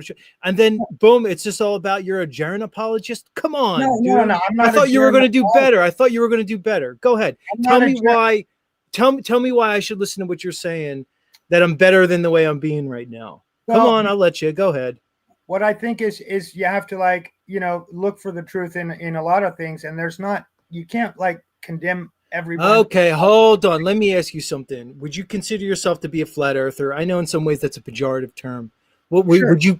Okay, all right. Yeah, I'm totally a flat earther. I've always been a Okay. flat earther. So when somebody says that an Yeah. optical sky somehow like overrules the demonstrably level Earth that we live on, you No, don't have a problem with that. No, well, I was telling Jaron, I was saying, don't make everybody look stupid for saying dumb shit, because All right, I'm bored with you. Sit in the back. Maybe I'll let you back up. You fucking bored me already. You can come up and be a Jaron apologist. Just don't bore me as you're doing it. I have other guests back there. Go ahead, regroup, guy. You don't have to click off. Go get whatever. Get a drink. Smoke them if you got them. I'll let you back up if you want, but you're going to have to hang out and ice out in the back a little bit. I don't like need people up here. I'm not like desperate for fucking people. I'll come up here by myself and just go a cappella for the rest of the show. It doesn't bother me. Especially because I have luminaries waiting in the back. People of substance that aren't going to just come up here and tell me that Jaren's great and I should just shut the fuck up about it. Give me a break. I'm going to put it to the chat. Put a 1 in the chat if you never want to see that guy again. Put a 2 in the chat if you'd like me to bring him up sometime later in the show. I'm going to leave your fate up to the audience, dude. It's not like I don't like you or anything, but I just don't really need like what you're selling here. You know, I just don't really need that. Let me see. Who should I bring up next? Name the guest. Whose theme music is this? First person to get it right gets a lollipop. Who am I going to bring up next?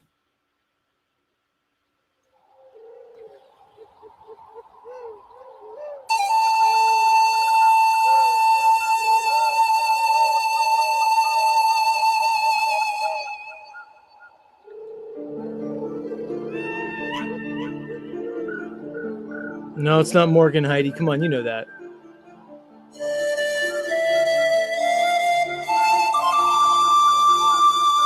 Heidi wins.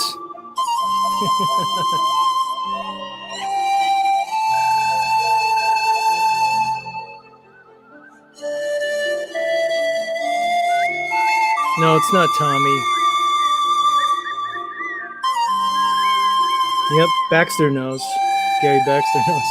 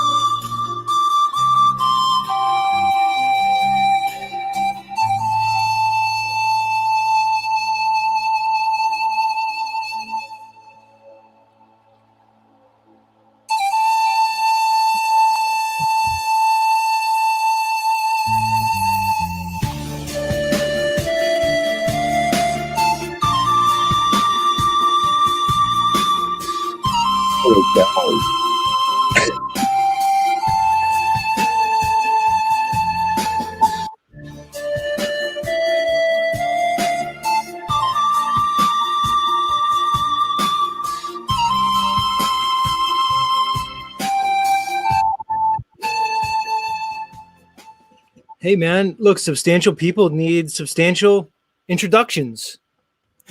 And never was it more appropriate than right now, Jack. Welcome back to the show. Much love. Holy cows, man. I mean, the music said it all. I have nothing more to say or offer, I guess. That's beautiful. Z, what a treat. What a treat today to see you back and streaming, and then here in Nachiketa's. Holy cows, man. Holy cows. The Shills are on parade. The Shills are on parade. Much love, Jack. It's good to talk to you again. How have you been, good sir? I feel blessed. I had a question for you. It seems Proceed. sometimes Proceed. some time ago, I brought some uneasy feelings, and those feelings kind of kept us apart. But I got to tell you, I am publicly admitting and saying I am a fan of Zetetic Warrior and what you bring, brother. Well, Jack, it's a mutual admiration society because I certainly feel the same about you. I don't know which like bad feelings you were talking about, so I don't even know what the fuck you're talking about. But okay, there was bad feelings, and now there's not bad feelings. We can move forward, Jack. I don't know what step in the program is that. Can we move on to the next step? Where are we Yes. at? Oh, Go I'm ahead. excited. Well, it wasn't so much bad. It was just there was something about me you weren't, I think you didn't trust. But time continues and the familiarity is growing. How am I doing? I don't know. But I tell you what, brother, I'm still focused on this same idea. Our world becomes safer and we won't have so many idiots running around when secrets aren't legal. Well, what do they say, Jack? We're only as sick as our secrets, right? What do you think about that statement? You know, we're only as sick as our secrets. Does that hold up to you? It makes sense to me. I'm not saying that people need to like go and like tell all their like dirty little laundry to the world. That's not, that's like extreme to the opposite end.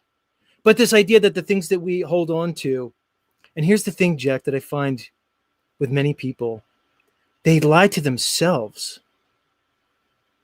That's the worst thing. I've said that to people before, I said, look, you can lie to the world, you can lie to your neighbor, you can lie to your spouse, whatever, but don't lie to yourself. A lot of people, I think, are living in like a self-deluded state of mind, just to get through the day, man, where they're not even in touch. There's no integration of self. So maybe we need to end, I don't know, legal secrets of the self, man, and people can get in touch with themselves. Jack, in the spirit of that, in the spirit of healing, and the spirit of growth, maybe you and I could do an exercise now. Maybe we can each unburden one thing that maybe we've been holding on to, and we can do it here in front of everybody. This is in the spirit of the day where we can maybe tell a secret that maybe we might be a little bit embarrassed about. Is this something you'd be willing to partake in? I mean, I'll do it. Please. I think I've confessed and admitted most of mine. I don't mean to interrupt. Please. I know, Jack. You've been like up front and center in this metaverse for quite some time now, and blessings to you for that. Let me see. So I can give up a secret. I'm ashamed of this, Jack, because I promote a healthy lifestyle. Like I promote, like, I don't know, organic foods, and I'm all about those things. I want people to live healthy lives. But guess what, Jack? I'm not always so healthy myself. And I frequently consume soda. That's my confession, Jack. I know in your world, I knew that was going to get you, Jack, because I know you're basically vegan. I know you live on a very sparse diet of like rice and beans and lentils and I don't know, like rainwater that you harvest from your fucking roof. I don't know, Jack. I don't know, but I drink soda, Jack. I'm telling you, and not even like the the cane sugar soda that you could buy like at Whole Foods. No, I drink like high fructose corn syrup sodas. Angela Baby Carson, she's gonna freak out. I knew it. See, I looked down. She says so I'm unburdening myself because I want to be better, Jack. I don't want to consume like the high fructose corn. I want to be perfect, Jack, but I can't be. So I need to reconcile that in my life and just maybe find some degree of balance. I don't know. Your thoughts, please. God, I love your vulnerability and your honesty because I don't have sodas, but yeah, I'm not as healthy as I portray myself. I guess when it does come to nutrition and actual exercise and stuff, I'm one of those do what I say, not what I do things. I try to be better, but you're right. But the irony is, just earlier today, the topic I'm going to be talking about is the idea of prayer. the activity of confessing and admitting, it allows us to bring that weakness outside of us and see it a different way. So I want to encourage you, brother. You're on a right path. And as long as you don't judge yourself, as long as you're not doing things you feel shameful for, then you're good. But if you're judging yourself for what you're doing, then it's time to find alternatives. Makes sense? You know what? That's not a bad standard. That's not a bad standard to hold oneself to. That's how I avoid shame these days. Try to. All right, Jack, so I don't know if you saw before you came home, I had this guy called Long Time No See come up. You know, and he kind of was going into his background, and then he kind of, I don't know, wanted to admonish me in some way, which is fine. People could admonish me, right? It's a free country, even though he's over in Deutschland with his finger stuck in a dam or something. I don't know. But okay, fine. I live in a free country, even though he doesn't. Sorry. But either way, he can express himself. But that doesn't mean I have to let him express himself here on this platform with us, right? But again, in the spirit of brotherhood, in the spirit of unity, let's try to bring him up and see where he is and how he feels about his experience here today on Z Show. Good to see you again. You still there, guy? What was your name again? I'm sorry. You're muted. Oh yeah. Hey, thanks for having me back on anyway. You know, I didn't expect you to actually have me back because I was boring, but you know, whatever. Right. Yeah. And you're continuing on that same track. You know, you're still being boring. Go ahead. Sorry. My bad. Yeah, whatever. Yeah. Sorry about that. You know, I mean, I don't want to be apologetic either, but I do my thing. You do your thing. I appreciate you. That's What's all your I wanna- thing? What's your thing? I'm People only know a- my thing. People know my thing, but we don't know your thing, except that you Okay. love Jaren for some reason. Do you know Jaren has a I huge don't cock? love Jaren. Are you impressed with Jaren's monster penis? I just Does that don't impress hate, you? I just don't hate him that much, and I think Does Jaren's dick impress you? I don't Let's give a fuck about his dick at all. Gotcha. So I don't do. wanna talk I'm about- obsessed with Jaren's dick. Somebody clip it. I'm obsessed with it. I don't give a fuck about Jaren's dick. The only person more obsessed with Jaren's dick seems to be Jaren. I think no, I just want to put Jack, two things Jack, out what there. are you laughing at, Jack? Like he's putting a lot of content out in favor of truth seekers and people you know, actually criticizing stuff. Right. You know, That's what controlled opposition does. yeah. Okay. Sure. That's exactly what exactly what controlled opposition does. They put out just enough to get you hooked, and then they give it their little spin, their little narrative. Actually, what I think is they're the ones that are telling the truth, and everyone's not supposed to believe them because they're the ones, you know, the crazy ones. But actually, they're really telling the truth, and you know, So Jaren's telling the truth. Is Jaren to be counted amongst the truth sayers? I didn't say that, but I said as controlled opposition, they have to have a certain level of truth that they're sharing to where people get on board with the ideas that they got. I mean, it's all a way of rounding people up, isn't it? I mean, that's what you're doing on internet as well, as giving people a voice that are dissenting from whatever other voices there are, you know? I mean, so here I am, like, you know, basically screwing myself and people are going to judge me for whatever I say on internet, whatever. All right, hold on. Let me save you. Let me bring somebody else up. I'm not going to kick you off. Let me bring somebody else up. I'll just you know, I mean, you're fine. You're fine. Hold on. I just want to bring somebody else up. I had him up earlier. Let's bring him back. Jaren's penis. Welcome back to the show, Jaren's penis. Hi, Z. Thanks for bringing me back up.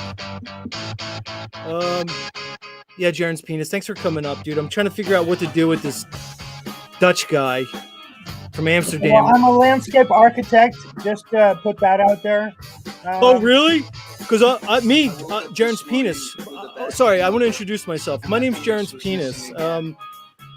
I've actually been looking for some employment. I haven't had much to do lately. Jaren's been so wrapped up in this Antarctica trip. You think you can give me a job? I mean, I'm skilled in a lot of ways, and I'm huge.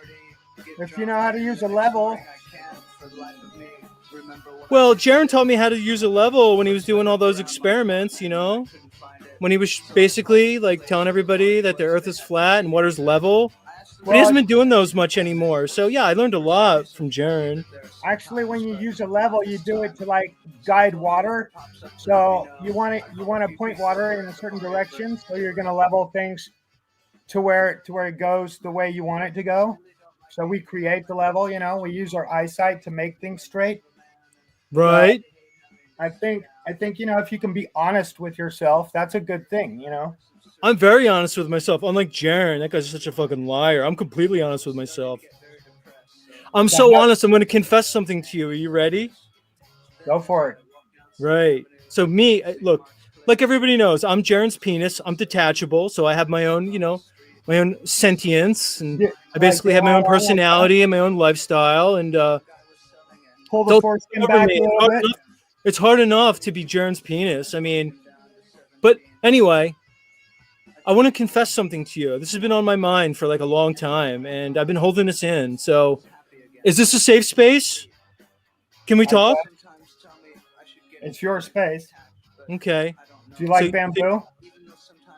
I like a lot of things, Okay, cool. but I've been sitting on this for a while, and I want to make a confession. I hope it doesn't upset Jaren. You ready? You ready, audience? I've been fucking Jaren's wife. That's right. Jaren's penis, have been having an affair with his wife. I fuck that bitch all the time. It's great. She loves it. She loves me way more than Jaren. She told me she married him just because of me. That's right. I don't know. I feel weird now. I feel strange. I should have never let that out. Yeah, that's right. Phil Henry says that sucks. No, I get sucked. I don't suck. What's wrong with you? Yeah, that's right, Jack. What are you laughing at? Jaren's penis, am having an affair with Jaren's wife. What do you think, audience? I don't know. I think the content's going down. I'm not much up for the whole Jaren blah blah blah show, but I do like when you tackle, Really? Go ahead. What do you like? I'm Jaren's penis. We're like talking more- to Jaren's penis right now. Sorry. I like the more intellectual stuff. Really? I'm way more intellectual than Jaren. You should hang around then. All right. I know all kinds of things that Jaren has no fucking clue about. So, have you ever been to Idlewild? Where? Idlewild. Idlewild. Is You're that a from place that California, exists? right? Is that in Antarctica? Jaren's bringing me down to Antarctica. Did you know that? He thought got me you a special dick cozy. I thought you were He from really California. did. He got me a dick cozy. He basically took a fur coat from like a really fat lady who like died, and he picked it up at like a like a 5 and dime, and he fashioned it into a monster dick cozy that he's using to keep me warm when he's down there. Did you know that? Good show. Are we getting more viewers or less? Hmm. You don't really care, do you? No, let's just sit here and listen to you drone on about your life and how you grew up in Orange County and then went to some dumb fuck country in Europe that nobody gives a fuck about. Let's do that instead. Yeah. Yeah, well, it's a world's dick a little cozy. bit It's a bigger monster dick cozy. It's a monster dick cozy. I'm sorry, I'm interrupting you. Go ahead, please. No, well, I was just thinking, how far have you traveled? Like, what's the furthest trip you've taken? What, as Jaren's penis? He brings me all kinds of places, but sometimes I go other places myself because I'm detachable. Yeah. That's the great thing about being Jaren's monster penis. I'm detachable. Have you ever been to Deep Playa? I took it home, washed it off, and put it back on. I was happy again, complete. People sometimes tell me I should get it permanently attached, but I don't know. Even though sometimes it's a pain in the ass, I like having a detachable penis.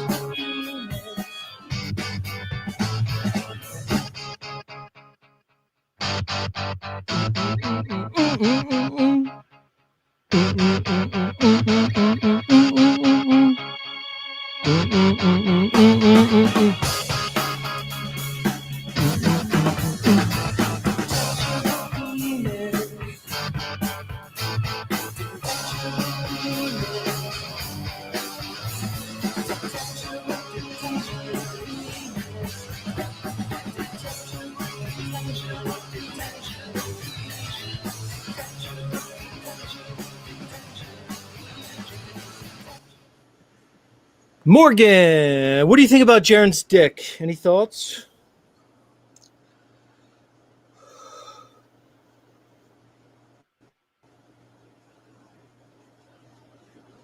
No? How about No. dick in general? Any thoughts on just No. dick? Wait, I got to get out of my Jaren's detachable penis voice. All right, I'm back, Morgan. It's Z. I'm back. I like to keep it clean. Yeah, okay, sure I you like to do. keep it clean. Go ahead, Morgan. What else you got for us? How are you, good sir? Jaren's penis All aside. right. Well, And it's hard to put Jaren's penis aside because it's quite girthy and lengthy. But let's do our best to put Jaren's penis aside and continue with the convo, please. Go ahead. no, and I'm all about girth. I bet you are. Yeah. Yeah. Well, it was my birthday on the 13th, so I'm just scorpioning it up. World domination plan still in place. Coming right up. Well, with this recent political state in America, waiting for the whole thing to change. And just up here in Canada, right, enjoying being in this socialist, paradise that I live in. The only thing that I've noticed is that my quality of life is slowly going up, while the other people's life seems to be going down. Because How so, Morgan? I was on an impoverished level, feeling ignored, except, and other people, they really didn't seem to feel my plight at all, no matter how I laid it out to them. Then everyone else started feeling this pinch, shall we say, and started understanding and saying, hey, we would like things like to actually be working that are in place sometimes, and all of a sudden, like, the local Salvation Army started opening up again. You could go there and pick up pants and shirts if you needed them. I'm getting a new computer here in a couple of days at the local Walmart, which is absolutely wonderful. I've needed one for a few years. That's going on. And I've never felt richer and more thankful to be alive, frankly, That's than good right to now. hear. You know what they say, Morgan? A man who's rich in like- spirit is rich indeed, really. As long as we're rich in spirit, day, we're rich in consciousness, right? Our consciousness is basically our treasure,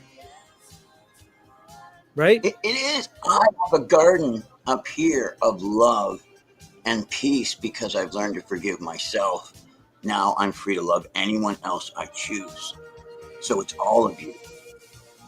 Because I am here as a love warrior, understanding that when I take that moment for myself, when I sit in the dark and I see myself and I go, I make mistakes too, all of a sudden I'm met with this great big hug that I offer to everybody else, knowing that I live in that same place that I make for myself, that garden every day, man. And ever since knowing, now he says Moonchild, and I came and I told you that he said the name of his mother, the childlike empress, because to believe in dreams, to believe that you're alive in another place and you're given a new body and a new soul, is to believe in the childlike empress was his mother. But that's what he did call out for in the movie. Give me a name, give me a name.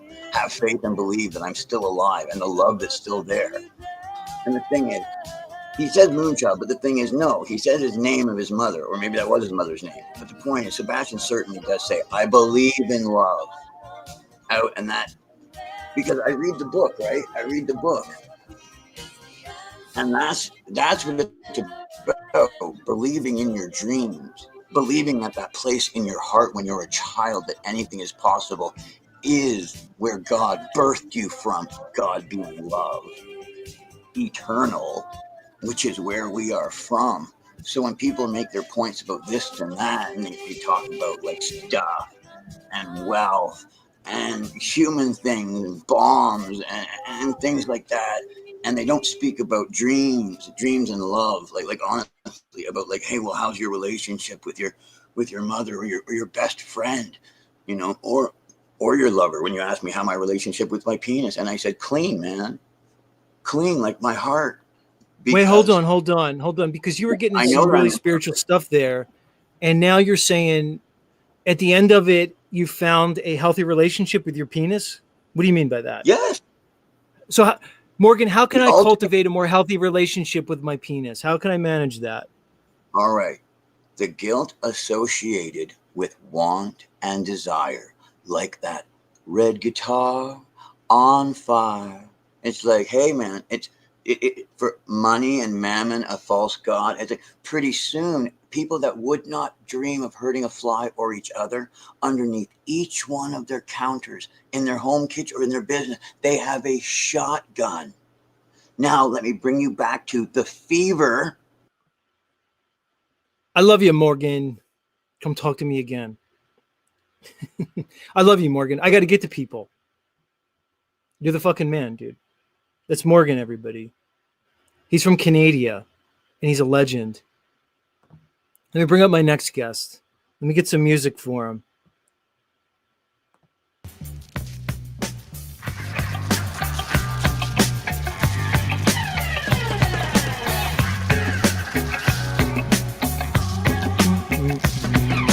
Name that song, everybody. Come on. When they kick at your front door, how you gonna come? With your hands Anybody on guess who your my next head, guest is going to pull be? the trigger of your gun. Who's really on it? Who's really on? Who's the next guest? Come on, How everybody. you gonna go? Shot down on the pavement, or waiting in the pool. You can crush us, Damn, you Heidi can is bruise us, on but point. you have to answer to.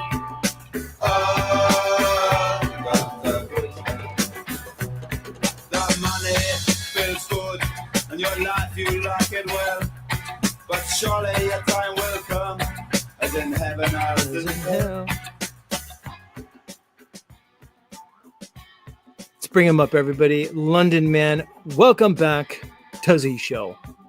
Hey, what's cracking, Z? What's cracking? What's cracking? Thank you, thank you. I like the music. I like the music. Good choice. Well, Good you choice. are the Brixton boy. Is that correct? Mhm. Yes, sir. Yes, sir. Yes, sir. Yes, sir. I like it. I like it. Yes, sir. Beautiful. Much. Long time no talk, man. How's everything going on your neck of the world? Yeah, so. It has been a while, indeed. Has been a while. I've been seeing the progress and the activities you've been keeping up with.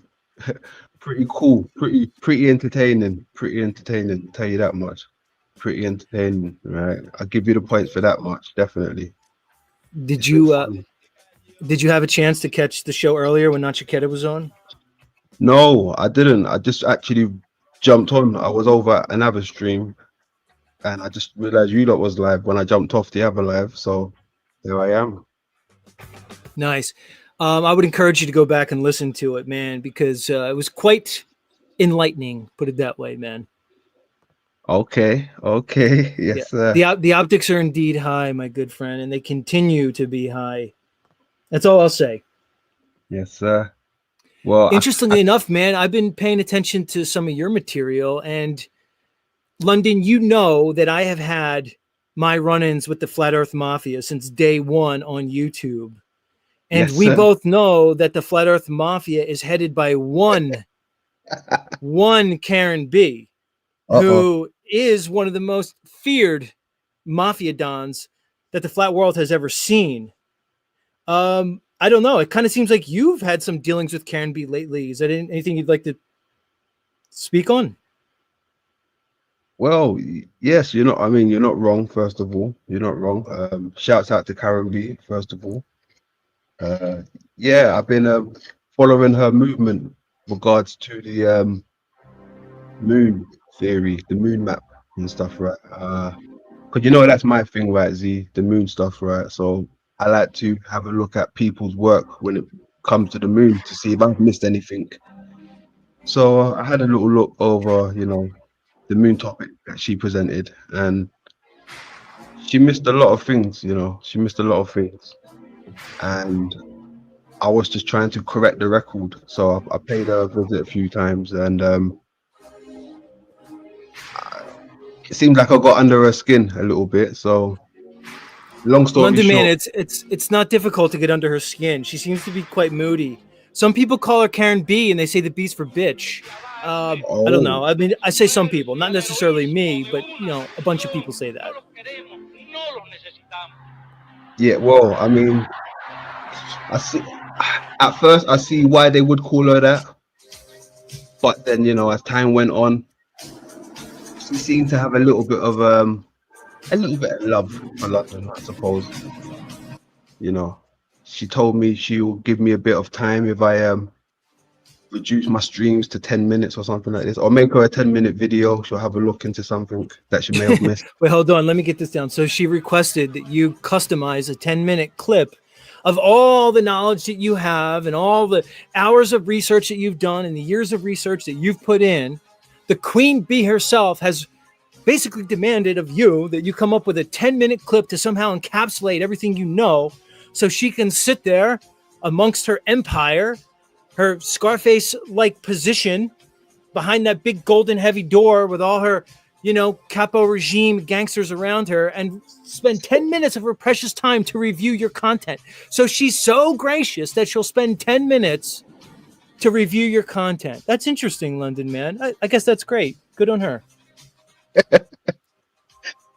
Yeah, well, I don't want to upset anybody from the Mafia. So if she wants 10 minutes, I have to give her 10 minutes. It's been Oh, delegated. so due to her position as such a powerful Mafia Don, she has all the Flat Earth content creators in her pocket like so many nickels and dimes. Indeed, the flat world has been hers for a decade. You recognize this power and you understand that you must treat your interactions with her with basically a degree of delicacy and in a manner and fashion that a person with such esteem needs to be treated. Is that what you're telling me? You said it. You said Yeah. it. Mhm. Mhm. You could do that, or you could just do like me and just call her cunt. Oh, Yeah, I mean, you could do that too. You could just oh shit. Oh.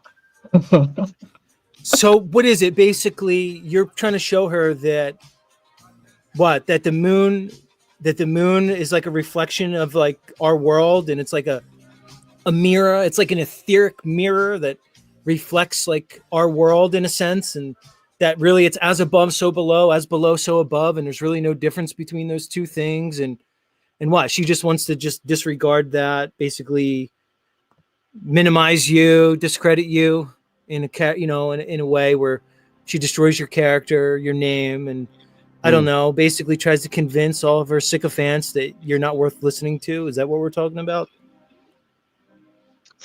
I lost the words. I mean, yeah, basically. Right. Yeah. Yo, basically. But I mean, 10 minutes is better than no minutes, right, Z? Let me ask you, why are you focused on her? Like, why are you intent on having Karen B's opinion regarding your work? What's the deal with that? I don't know. Do you know what it was? I think it was the fact that I watched is it Flaktoberfest? Is that how it's pronounced? Flaktoberfest? Yes. Yes, okay. I watched the Flaktoberfest, which was kind of funny. And I heard that she was behind it. She was the organizer. So, I thought, let me have a look into Karen B. I got it. So you followed the trail, the leads. You worked your way up the Flat Earth Mafia hierarchy, and you found that sitting upon the very top of this hierarchy was one Karen B. That's the same thing that happened to me, London, when I investigated what this mafia is, because I was presented with their influence from like day one of my presentation here on YouTube. I had this like organized attack coming at me from like all angles, from all different people. And I steadfastly worked my way up through this hierarchy. And I found indeed it was Karen B sitting at the top of the flat world. And then you had the next tiers like Dave Weiss, Jaron, Mark Sargent, Patricia Steer. I call those capos. They're basically captains in the Flat Earth Mafia. But make no mistake about it, it is one Karen B that sits atop of this mafia. We know this now. You and I both know this now. The question is, how do we proceed with this knowledge moving forward? I mean, my people are informed, who's at the top already. I'm pretty sure your folks are informed also. So I think it's best to just, act accordingly from here on out. Gotcha. So you're basically saying you got your own back. You got people backing you up. Who might those people be? Like, do I or my audience know? Like, is Voynich part of your crew? I know. Look, I know you got Squirrel Sniper. He's a good one to have on your team. Squirrel Sniper's good. Yeah. You got Squirrel Sniper. You have Dino. You have our friend Dean from New Zealand. There you go. Just a few to mention. Right. And Voynich. I wouldn't mess with Voynich. He seems like a pretty fucking nasty dude. I wouldn't fuck with that guy. You get enough Dutch beer. Look, we got another Dutch guy here. Did you see this Dutch guy I had on earlier? Yeah. Let's see if let's bring him up. Hey, new guy who I can't remember your name. Do you know Voynich? Like, are you guys neighbors and stuff? New guy? Oh man. Where you been, Z? Long time no see. Are you there? Yeah? I don't know. He's not talking. Are you there, dude? I'd imagine he and Voynich are like good friends. They probably hang out, smoke a little herb, drink a couple of those Dutch some of those Dutch beers. Hang out. Oh, yeah. Live off the socialist government that apparently allows these people to like never have to work and somehow have livelihoods. I don't know. Who knows what they're up to? Oh shit. Yeah, Ruled by Saturn loves Dino. Ruled by Saturn, who would you rather have in your crew, Voy or Dino? I'm gonna rock with Dino. I'd probably take Dino's wife over Voy. That wife of his, she seems nice.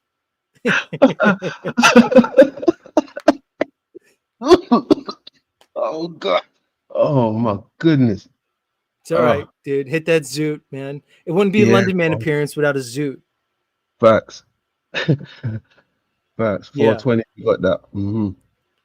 So here's the thing, London. I wouldn't hold out too much hope that Karen B will come around and see your arguments regarding the moon map, the celestial reflection of this world. She doesn't seem like she's, I don't know, into those kind of things. She seems like she has it figured out. She just says the earth is flat because reasons. She can't really give them. And then she just says, yeah, of course it's incoherent dielectric acceleration and electrostatics is real gravity because reasons. And, it's just a toroidal hyperboloid because of reasons, even though she ignores demonstrable reality. That basically goes against this idea of electrostatics. And I don't know, like Karen just seems to have it all figured out because like she's friends with Bob Nodell before he passed away, and she knows Jaron, and she's cool with Witzit and his wife. So just because Karen B has it all figured out. So fuck alternative history, fuck the mythology people, fuck London Man apparently because he thinks we live on the moon, fuck Z because he thinks there's an upward vector, pretty much fuck everybody who's not Karen. Karen, I mean, you are a perfect despotic leader. You were the literally perfect person to run this mafia organization that you apparently are the leader of. So kudos to you, Karen. Blessings. That's wild. I mean, whether she knows it or not, or the flat earth knows it or not, right? I've been bringing so much receipts from what the cartographers have been saying, right? All the while we've been thinking, they've had planes or air balloons flying around and mapping this earth, when the cartographers were saying we used the moon to draw this earth. Simple, hands down. Yeah, and I think a lot of us have been presented with that, man. And here's what I'll say, London Man. We live in a very special place, a mystical place, magical, spiritual, mental, astral, ethereal. much more than this like physical limitations that they want to put on us. Hmm. And I realized that about this reality that we inhabit, that it's much more than what's being presented to us. But so many people, man, they just want to go from one plantation to another plantation, one thought prison to another. Yeah, And they're comfortable there. They'll challenge their paradigm to a point, but won't go any further, especially and in light of evidence that's presented to them. They'll stick to their belief system because it's comfortable and it's rewarded. And this so-called flat earth community basically is evidencing the same thing. They're developing their own dogma, their own orthodoxy, their own traditions, their own echo chamber, and they refuse to look at new evidence. And they're going to be the worst for it, man. that's it. That's it, exactly. I've noticed you've looked at, new evidence, and you took a change in your direction. And that's what it's all about. It's all about growth. If you learn something new, go with it. Don't go against it. There's a reason why it possibly came to you, you know. And a lot of people are doing that. They're just disregarding the facts that are out there just to, I don't know, maybe stay in with the crowd. When the crowd don't really serve a purpose. Yeah, man. I couldn't have said it any better. All right, let me start to wind the show down. Thanks for talking to me, dude. We'll talk soon, man. It was good catching up with you, man. It's been a while. And I'm sure we'll talk again, man. Most definite. Most definite. Much love, Z. We'll catch up soon, bro. All right, big dog. Big dog. You bet. Peace out. Peace out. That was London Man, everybody. You could check him out on his channel.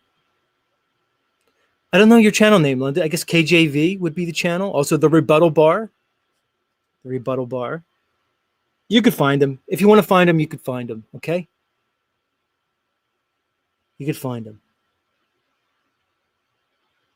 Sarah doesn't want. I'll put the link in the chat for anybody else who wants to come up. We're just winding. Doesn't mean we have to go right now, Sarah. We're just winding. You know what I mean, Sarah. Links in the chat for anybody else who has such a burning desire to come up. Our Dutch friend is back. Let me bring him up. Dude, I tried bringing you back up before. What happened to you? Oh, yeah, sorry. I had to take a shower, man. I was tired from work, and I just didn't really – I guess I got in a little too deep in the conversation where I wasn't – I was in over my head. I was thinking a spur of the moment thing. I'm going to say, hey, what's up to Z, because I've been following you. I like your stuff. That's all. Who do you like better? Do you like Jaron better than me or me better than Jaron? If you had to choose. I think you sound the same. If I didn't see the picture, I would say you are Jaron, but wait, maybe you think Jaron and I sound the same? If I just hear you like that, you sound exactly like Jaron. It's almost like you're his brother or like his evil twin or something like that. That's weird. Yeah, totally. All right, weird. let me ask you. All right, if you, me, and Jaron were in a lifeboat, okay? Yeah. And Jaron and I went overboard, and you could only save one of us, me or Jaron. Who would you save? Jaron number 2. So you would save me. You would save me. He is like a number 2. You're like number 2. So wait, you would save me first, or who would you save? You could only save one of us. You can't save both of us. You have to choose. Well, I'd hope by saving you that I'd save Jaron. Interesting. Or at least his evil twin. I mean, in a way, you're like the sort of like the antipode to whatever he is. Jaron doesn't believe in antipodes. He just believes in a polar north, and that's it. In every direction from that, he doesn't believe in antipodes. Well, you're like his antipode, dude. So he better start believing because you're right around the corner. And it's funny that you got the Z is the N on its side, and I'm like the N, but you're like the Z with the N sideways. It's kind of like an hourglass shape, and the sun makes that shape. If you mirror the sun, you can actually produce that exact shape. And so it's either an N or a Z, either one, but they're both equally valid as being the same thing. What am I going to call you, guy? I've been trying to get your name. What can I call you? You can call me Noah. Noah. All right. Did you tell me that already? Sorry, I blasted through it. I did tell you that already, but yeah, you did. My apologies. My apologies. That was a faux pas on my part. Sorry. Yeah. Sometimes I'm doing things in the background and stuff, and I lose focus on my esteemed guests. If we had a chance, if we were not on the internet, like interrupting each other the whole time, that we'd actually be able to be friends, because I think we can see eye to eye on most of the things, especially where it goes off into like, bizarre shit where you're like, yeah, right. So it's like, I think we can both agree on most of that being like too bizarre. So like we could be buddies and stuff. We could hang out. Probably. I think we'd probably be able to, like drink a cup of tea with Nachi or something. Do you like Nach? Are you a Nachiketa guy? Like, are you into Nach and his content? I think he's funny. I think he's like, and I see where he's getting at, and he's doing a lot of shit also just to cover some of his expensive, and he's like, if I'm going to pay for internet, I might as well make money off of it, right? So, I mean, if you're going to be chatting online, you might as well like, do it live and then like get paid for it, So, I mean, I don't see any harm in that aspect of just like taking as long as you can. You think Nach is making the big bucks? You think Nach is like no? I think he's penny wise, pound foolish, and I think he knows it, but he's comfortable there. What other content creators are you into? Like, give us your top 5 list. I don't know. I thought Witzit was good, but then I started like getting into it, and I'm like, oh man, this guy's got like, he's got a long ways to go before he like really, fine tunes his stuff, because he gets a lot of interruptions from the bad tech and all this stuff, and he should cut all that shit out of his final product, and he doesn't do that. And I think that. What do you mean? I don't understand what you mean by that. There's when you go live, you kind of like you got to deal with all kinds of technical errors, like your mic's not working and all this bullshit, And gotcha. So if your public's going to have to sit through a stream where all this technical shit's going on, it's kind of like amateur, where normally you'd expect somebody to filter out all that bullshit and to cut to the chase and to like have it all like timely, educational and sort of like flowing. So have you talked to Witzit about this? Have you shared your thoughts to him? No, I should, but I don't get online that much. I don't really have free space to talk online and to just like talk like I'm doing right now, because at the moment I'm sort of home alone. So I've got like the whole space to myself. I can shout as loud as I want. Nobody's going to bother themselves by me having a conversation online with some random, YouTuber or whatever, so. Right. But normally I wouldn't be able to do that because there's people all over the place and they're like, hey, cut it out and keep it down, whatever. Like you can't do that here, Right. So why don't we do this? Let's take this opportunity. We're going to pretend I'm Witzit. All right, cool. And I want you to critique my material, my content. All right. So plus it'll give me an opportunity to work on my Austin Witzit voice, which I'm not very practiced in. Right. Matter of fact, I've never practiced it. So ready? Austin Witzit voice. Noah, don't you know about incoherent dielectric acceleration? Have you heard of the flower of life pattern that apparently governs all the cosmos above us? You need to talk about toroidal. You need to talk about. I'm trying to talk as fast as I can. I'm trying to talk as fast as I can. What do you think about toroidal hyperboloids?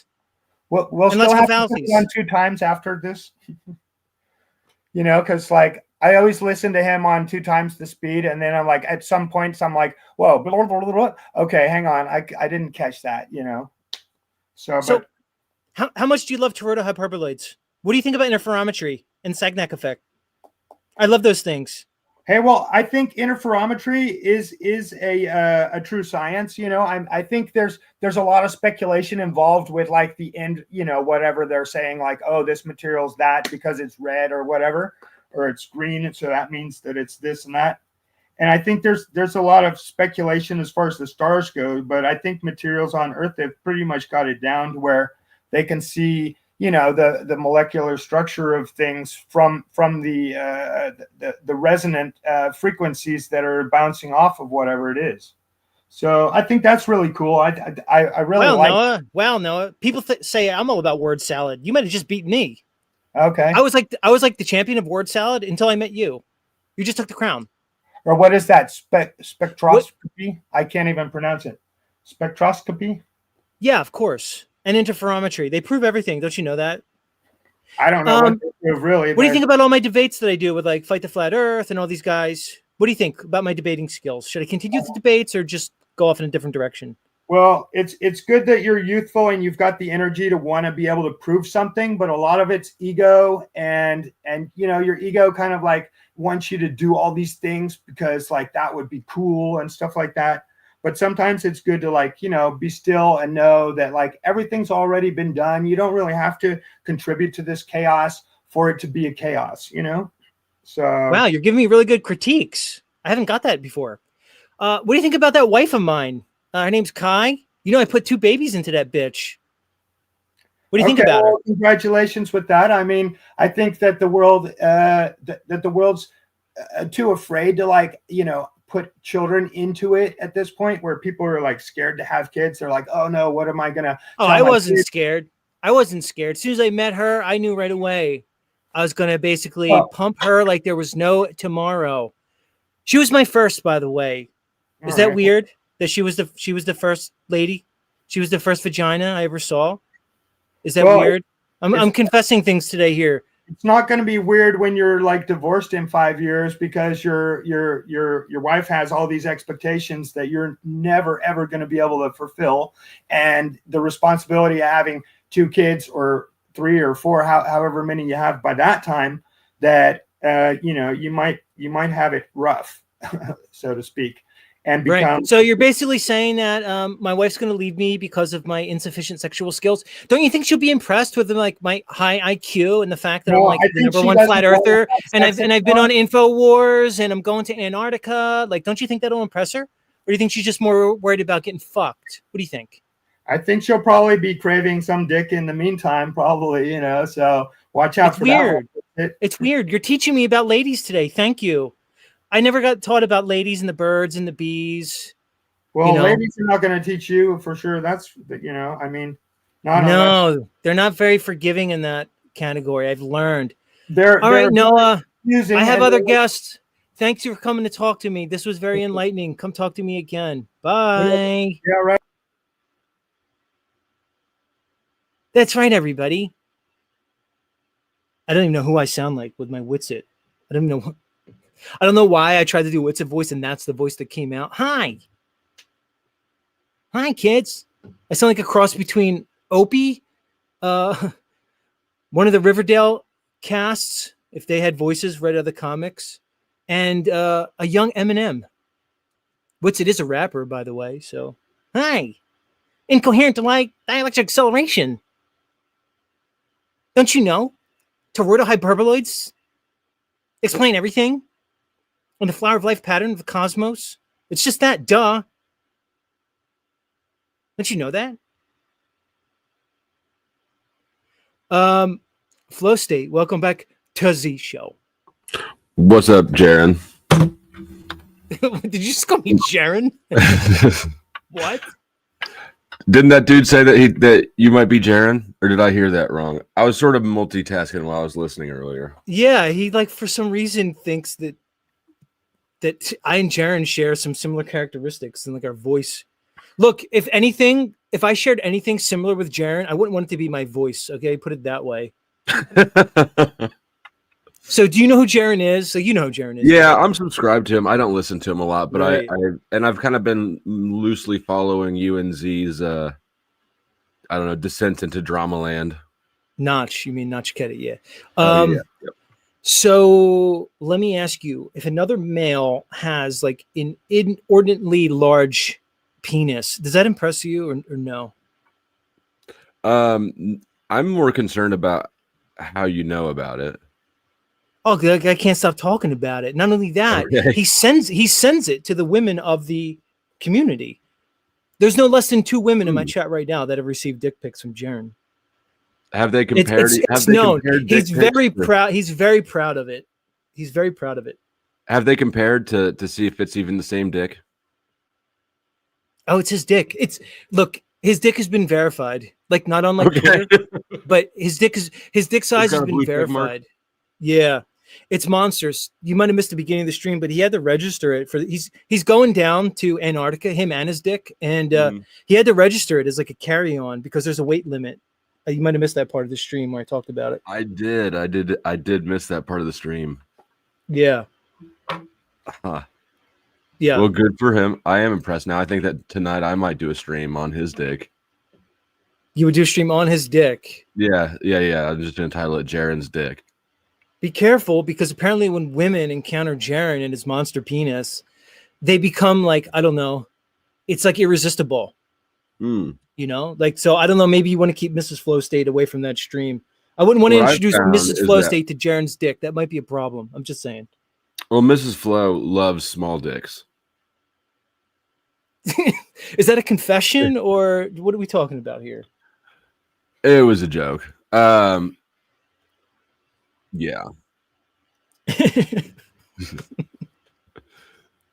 But no, what's so on a scale of 10, how uncomfortable is it for you right now talking about another man's penis?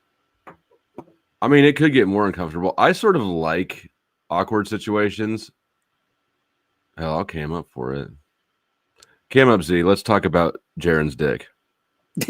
let's continue to talk about it. Wait, how about I bring his dick back up? Because his dick calls into my show now. I don't know if you've been listening. Okay.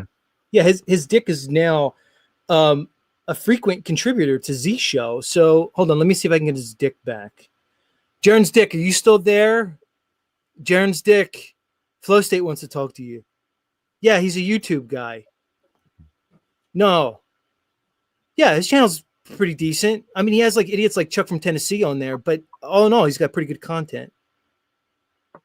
Yeah, you want to talk to him? All right, let's bring him up. Jaren's penis, welcome back to the show. Hi, Flow State. Nice to meet you. How are you? What's up, Jaren's penis? I've heard a lot about you from Z. Oh, everybody has. I'm like well known. I'm like way more popular than Jaren. He's a fucking moron. It's nice to meet you.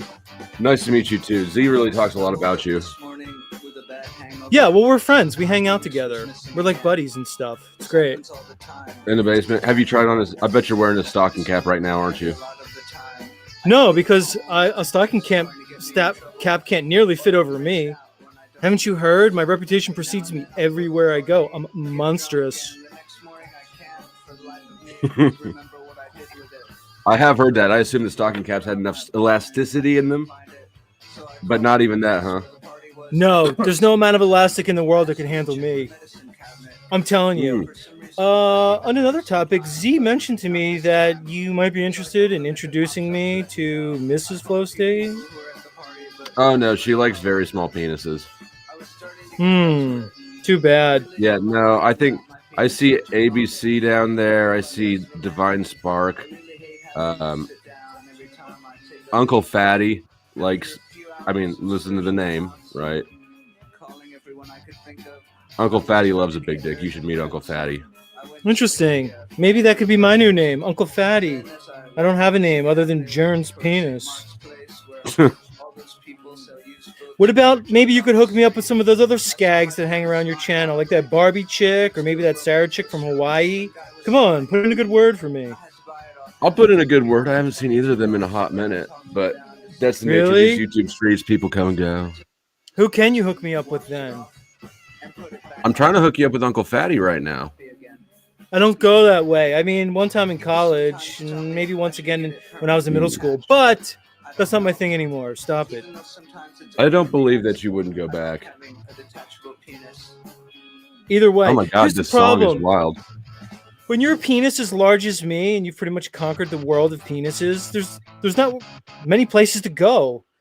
You know, once you run through like a bunch of women, I don't know. Maybe you're right. Maybe I should open myself up to, the dark side, so to speak. So you've run through the flat Earth talent pool. Is that what you're saying? Oh my God, Jaren has sent my picture to like all the ladies of the flat Earth community. It's amazing. They all know exactly. Look, it just has Angela Baby Carson. She has a poster of me hanging above that bed of hers. Fucking Sean Alke has to stare at me every night. She is very supportive with merch. I didn't realize that you had a poster. Yeah, she's wearing my socks right now. Yeah. She has a poster of me, Jaren's dick, right above her bed. That's the last thing she sees at night and the first thing she sees in the morning. Well, it's so big. How could anything else enter her field of vision? It is. Well, it's one of those life-size posters, you know, more vertical than Austin horizontal. Murphy's down. Sean Alke. He says you're terrible. Yeah. Sean Alke No, he says said you're terrible. no. He said it's terrible because he has to stare at me when he's fucking Angela in those two positions that she allows him to have. He has to stare at me. Read it and weep, Sean. They do doggy style so that they can both stare at you. Apparently, I don't really know what's going on over there. Who knows? They're Canadian. They do weird shit like that. Yeah, but Canadians love big dicks just like anybody. And they're Canadian. What are those terrible things? Guinea pig. They're Canadian and they own guinea pigs. Yeah, guinea pigs, whatever. Oh, don't get me started. I got a guinea pig story, Flow State, but we'll save it. This is a PG I assumed show that you here. had don't a wanna hear my gerbil guinea story, pig but you have a guinea pig story. Oh yeah, well, I graduated from gerbils a long time ago. I'm on the guinea pigs now. I'm moving my way up, basically the list. What's next? Small cats? I mean, really anything. What do I care? Anything's a dildo if you're brave enough. Yeah. Did you hear earlier when I pretty much confessed that I'm having an affair with Jaren's wife? I did not. Yeah. I don't know if I think that would be an affair, though, would it? Since you are Jaren's penis. Really? What do you mean? I don't understand. Explain that to me. I mean, can Jaren's wife really cheat on Jaren with Jaren's penis? I don't know. It's a head scratcher. Well, like I said, I was trying to refer you to Uncle Fatty earlier. Uncle Fatty is a marriage counselor as well. In a terrible twist of irony. All right, Flow State, come talk to me again. Maybe I'll stop by your channel. Or, I mean, maybe Z will stop by your channel and talk to you, maybe. Thanks, Jaren's penis. All right, it was nice to meet you. Say hi to that wife of yours for me. And put it back on. I was happy again. Complete. People sometimes tell me I should get it permanently attached, but I don't know. Even though sometimes it's a pain in the ass, I like having a detachable penis.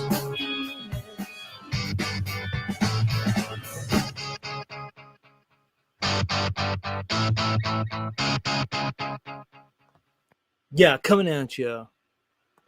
That was Flow State, everybody, and Jaren's penis. It was prominently displayed in all of its monstrous glory today on the show. Jaren's penis. He's a hit. He's bigger than Jaren. Jaren, we see your numbers going down each week. Maybe your penis should start its own. Hey, Jaren's penis, do you want to start a YouTube channel? Yeah, fuck yeah, man. Fuck Jaren, he's a moron. Yeah, dude, we're gonna invite you. You could basically stream with Nachiketa and myself. We're straightening all these people out about what's going on. You seem like you could think, Jaren's penis. You got a good head on your shaft.